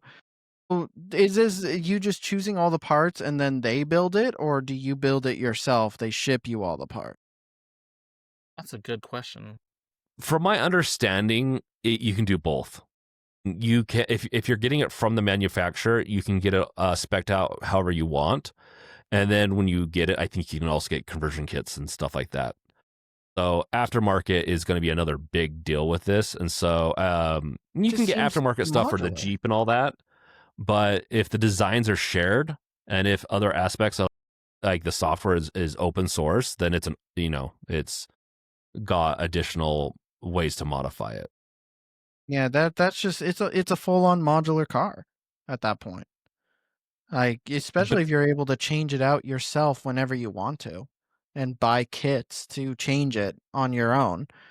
Like that is the spirit of modular building, I guess. I do like that you can actually put your own speakers in here and wire them up if so desired. Because car speakers aren't super, what's the word I'm looking for? Good. Well, not just that, but they're also not super, like, good, accessible to mod, so to speak. Yeah, because everyone wants to mod their speakers. That's the first thought that we have. If you're a truck enthusiast, or if you're like an enthusiast, yeah, I'm definitely not in the enthusiast category. Can I change the design of the handles? I don't like those handles. What, this one? No, the handles to open the door. Let me see if we can do that. Door cubby? No. Or is that the one part that we just found that we can't actually change? So, like, here's one of the articles. Slate lets you personalize your pickup truck with open source 3D printed parts. So that makes sense to me. Well, I mentioned earlier that the designs that the stuff that you can are open source, and so like 3D printed, or if you get it manufactured. It's just the generalization of what it is. Just that's why I was confused. Huh. Yeah. I guess you can't change the door handle. That's weird. What a real shame. I think you can't change it here, but you could probably if you had man, I don't know if I'd want to 3D print too much of my truck. No. But I would not. You could use one of those wood prints that Gardner Bryant was showing us. Yeah, you could. It's still like with 3D printing, if you print it really fine, it won't show up too much because you can tell what's been 3D printed and what's not. Usually, cast molding is usually the way that you'd want to do it. But I guess you could, like, if they give you the designs and stuff like that, and you know what you're doing in like AutoCAD or whatever it is, like you're going to use to modify the 3D designs, you could make whatever you want for this. Mm-hmm. Let's look at the charging port for this bad boy. So it looks like it only takes like a normal 120 volt US standard. I guarantee it works with 240. Yeah. Yeah, they have and it works with 480 if you think about it. Yeah, public charging too. That's crazy. It's great that it's accessible for all of them. Crazy that it's accessible with the 120 volt. I would think 240 and 480 for sure, but 120, that's got to be way too low. We'll see. Slate Auto. It trickles. You can charge most cars with 120. It just takes a while. But that's the thing. It takes a while. So it's supposed to be under 20 grand. And for a new truck, Not that's bad. insane. Yeah, it's not bad Like at all. trucks are like double the price usually, if not more than double. I think I'm not. It's really gonna a truck be. person. I can almost guarantee you it's gonna be between 20 and 30,000, depending on how you spec it out. I don't That's think it's true. gonna More be under 20. specs add to the price. So Yeah. it depends on how you spec it out, but it will probably start around 20,000. Yeah, I mean, honestly, if you just need a truck that functions and you don't really care about speakers and shit, plus you can probably Or just an buy SUV. or an SUV. Like you just get the conversion. Like you can get the conversion so you can have 4 or 5 seats, probably 5 seats. That's really good in this economy. Dude, yeah, this might be something because like this is a cheap EV. Like EVs are not cheap. Well, let's see how much the price increase. I mean, the article is literally talking about how the We $20,000 don't have price. full pricing yet. So Yeah, when they you don't have full when you spec pricing. it out, you don't know. You Yeah, won't know. but this you article is can- talking about how it may have gone up because of the tariffs, basically. Yeah. It's talking about like could be a victim of Trump's the bill. Yeah. I mean, See. anything is. Everything is almost. Basically. I was really hoping Gardner would. We'll have to bring this up later with Gardner because I'm like, if the software is too also open source, because it's not released. If it was released, I could give you so much more info on this. But if everything's if it's the most open source truck or car, like software and the models, the 3D models for it, I think Gardner could have a heyday with this. Hey, and some other company, some third party company can make like a conversion kit for like other types of smaller cars too, like a sports car almost. I'm not sure if the engine's up to spec for that, something like that, but like it could be interesting. It's a 1 motor. Their people want a 2 motor, and the range is not over. Like it's like I think it's a small battery. It's like 140 mile battery, but I think you can get an extension on that. Like you can get an extended version for 200 and something like that. That's like the first thing I would mod, getting a bigger battery, to be honest. Yeah, that's fair. Yeah. Or just I'd get something like this for around town because I already have a car that's for long distance traveling. I'd get this for around town. Yeah, I mean, I just don't have a car right now. Hey man, you could. I don't know if they'll ship this to. You live in Malaysia now, right? If I'm mistaken. I'm not even going to correct you. I'm just going to be disappointed. Oh no. Yeah. No. Singapore. Very disappointed. Thailand. You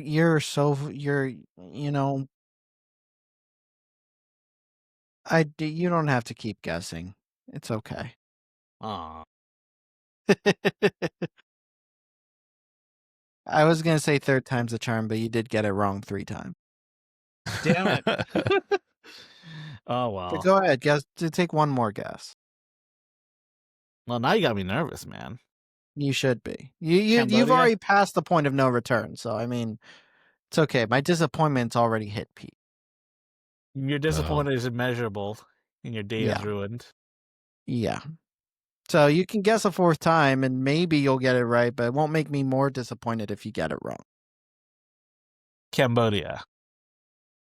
Man, I think you knew that was wrong. I think you knew that was not it. So, if you guys hear me, your turn. Take a guess where I live. He lives in Asia.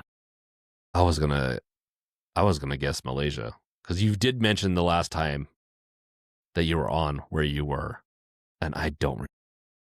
Come on, he high tech basically circled the drain. You just have to. I know it's over there. Yeah, come on. I know it's on the tip of your tongue. I know you know it. I believe in you. Yes, I think yes. I'm not. I can imagine it, but I can't. Dude, my brain's broken. It starts with an I think. Istanbul. No, I'm just kidding. It's not Indonesia. Man, it is so disappointing that the one thing you said it's not is what it actually is. Is it Indonesia? Yeah. And you were so confident that it couldn't be it. It was the one thing you said. You're like, oh no, it can't be that. What other Asian country starts with an I? Italy. I don't know. Italy. Yeah, there we go. There you go. My favorite the Asian country to travel to, of Italy. Europe, the Asian country of Europe. Yeah, man, I don't know how to feel anymore.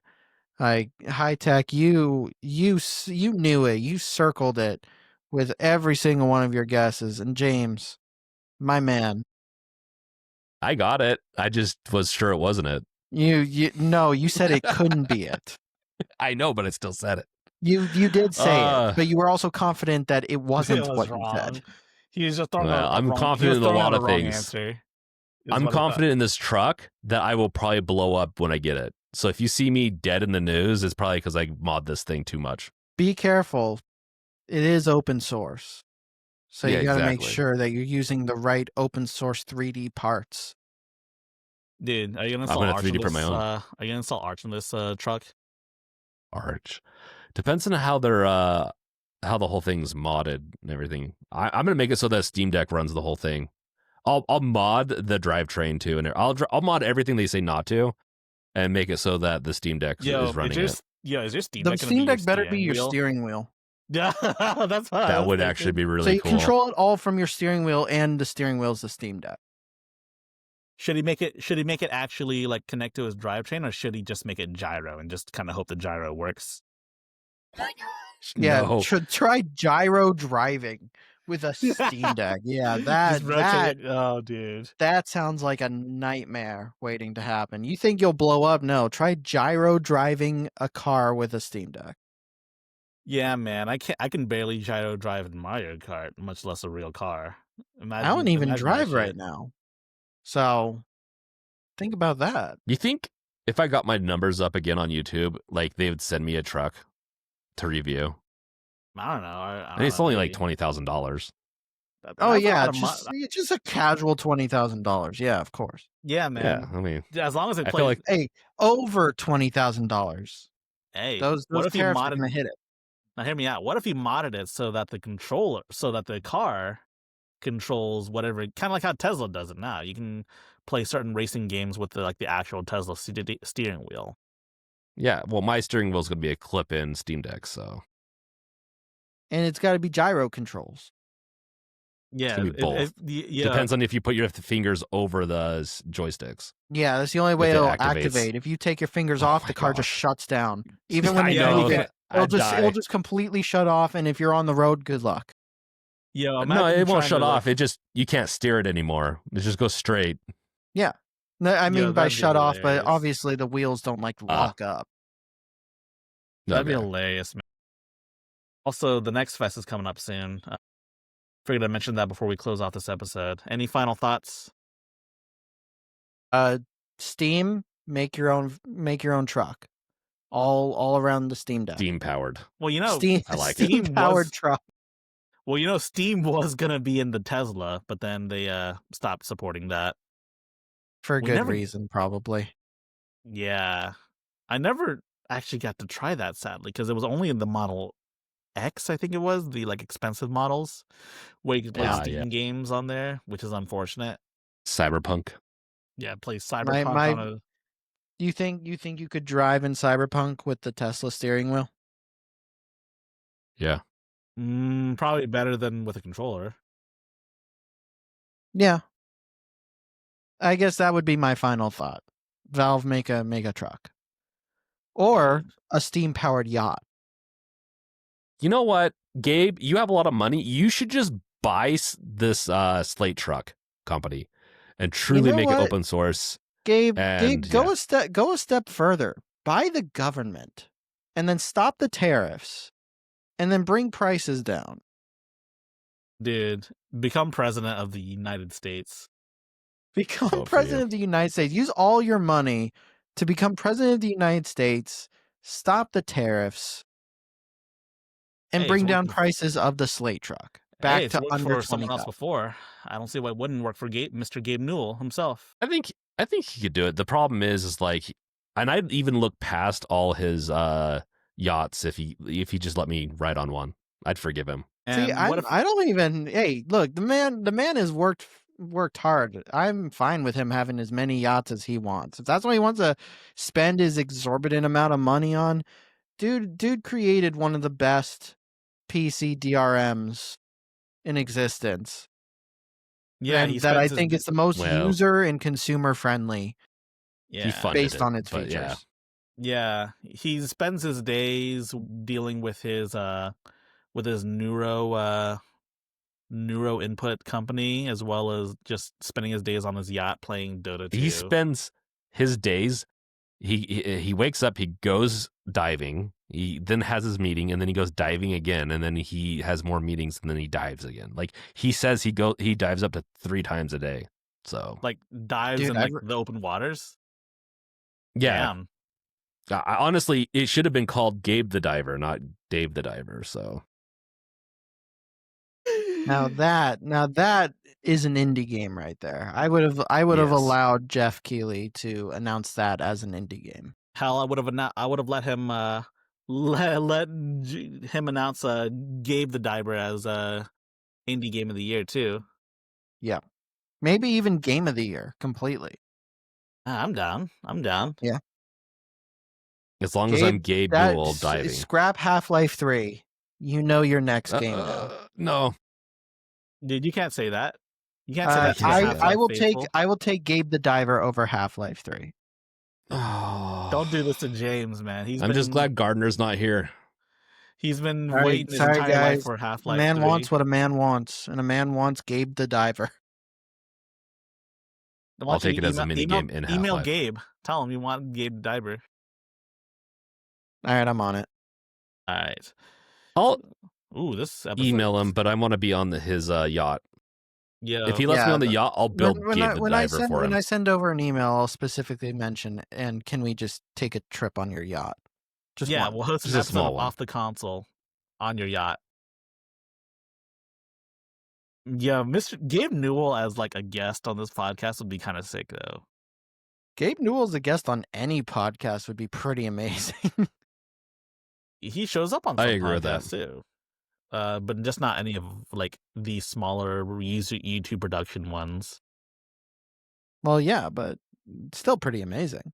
Yeah, it would be pretty amazing. We'd have to catch him like mid-dive or something. He'd probably be streaming from underwater. You go up to him while he's diving. You're both in the water, and you just hold up a microphone to him and have like a waterproof screen that just says "Off the Console" on it. Dude, that would be awesome. Hey, if he said yes, I would find a way to do that. Yeah, dude, I think we should. Yeah, of course. Do it. Let's do it. We got. You gotta shoot your shot, man. Yeah. Like you only got one shot in life, and if it's gonna be while Gabe is diving, then you're gonna do it while Gabe is diving. Yo. Anyways, this episode's approaching 3 hours. It's gonna be hell for Gardner to edit when he gets back. Have fun. All right. Have a good day. Have a good day, everyone. Yo, we're out. Peace out. Peace Later. See you guys. All right.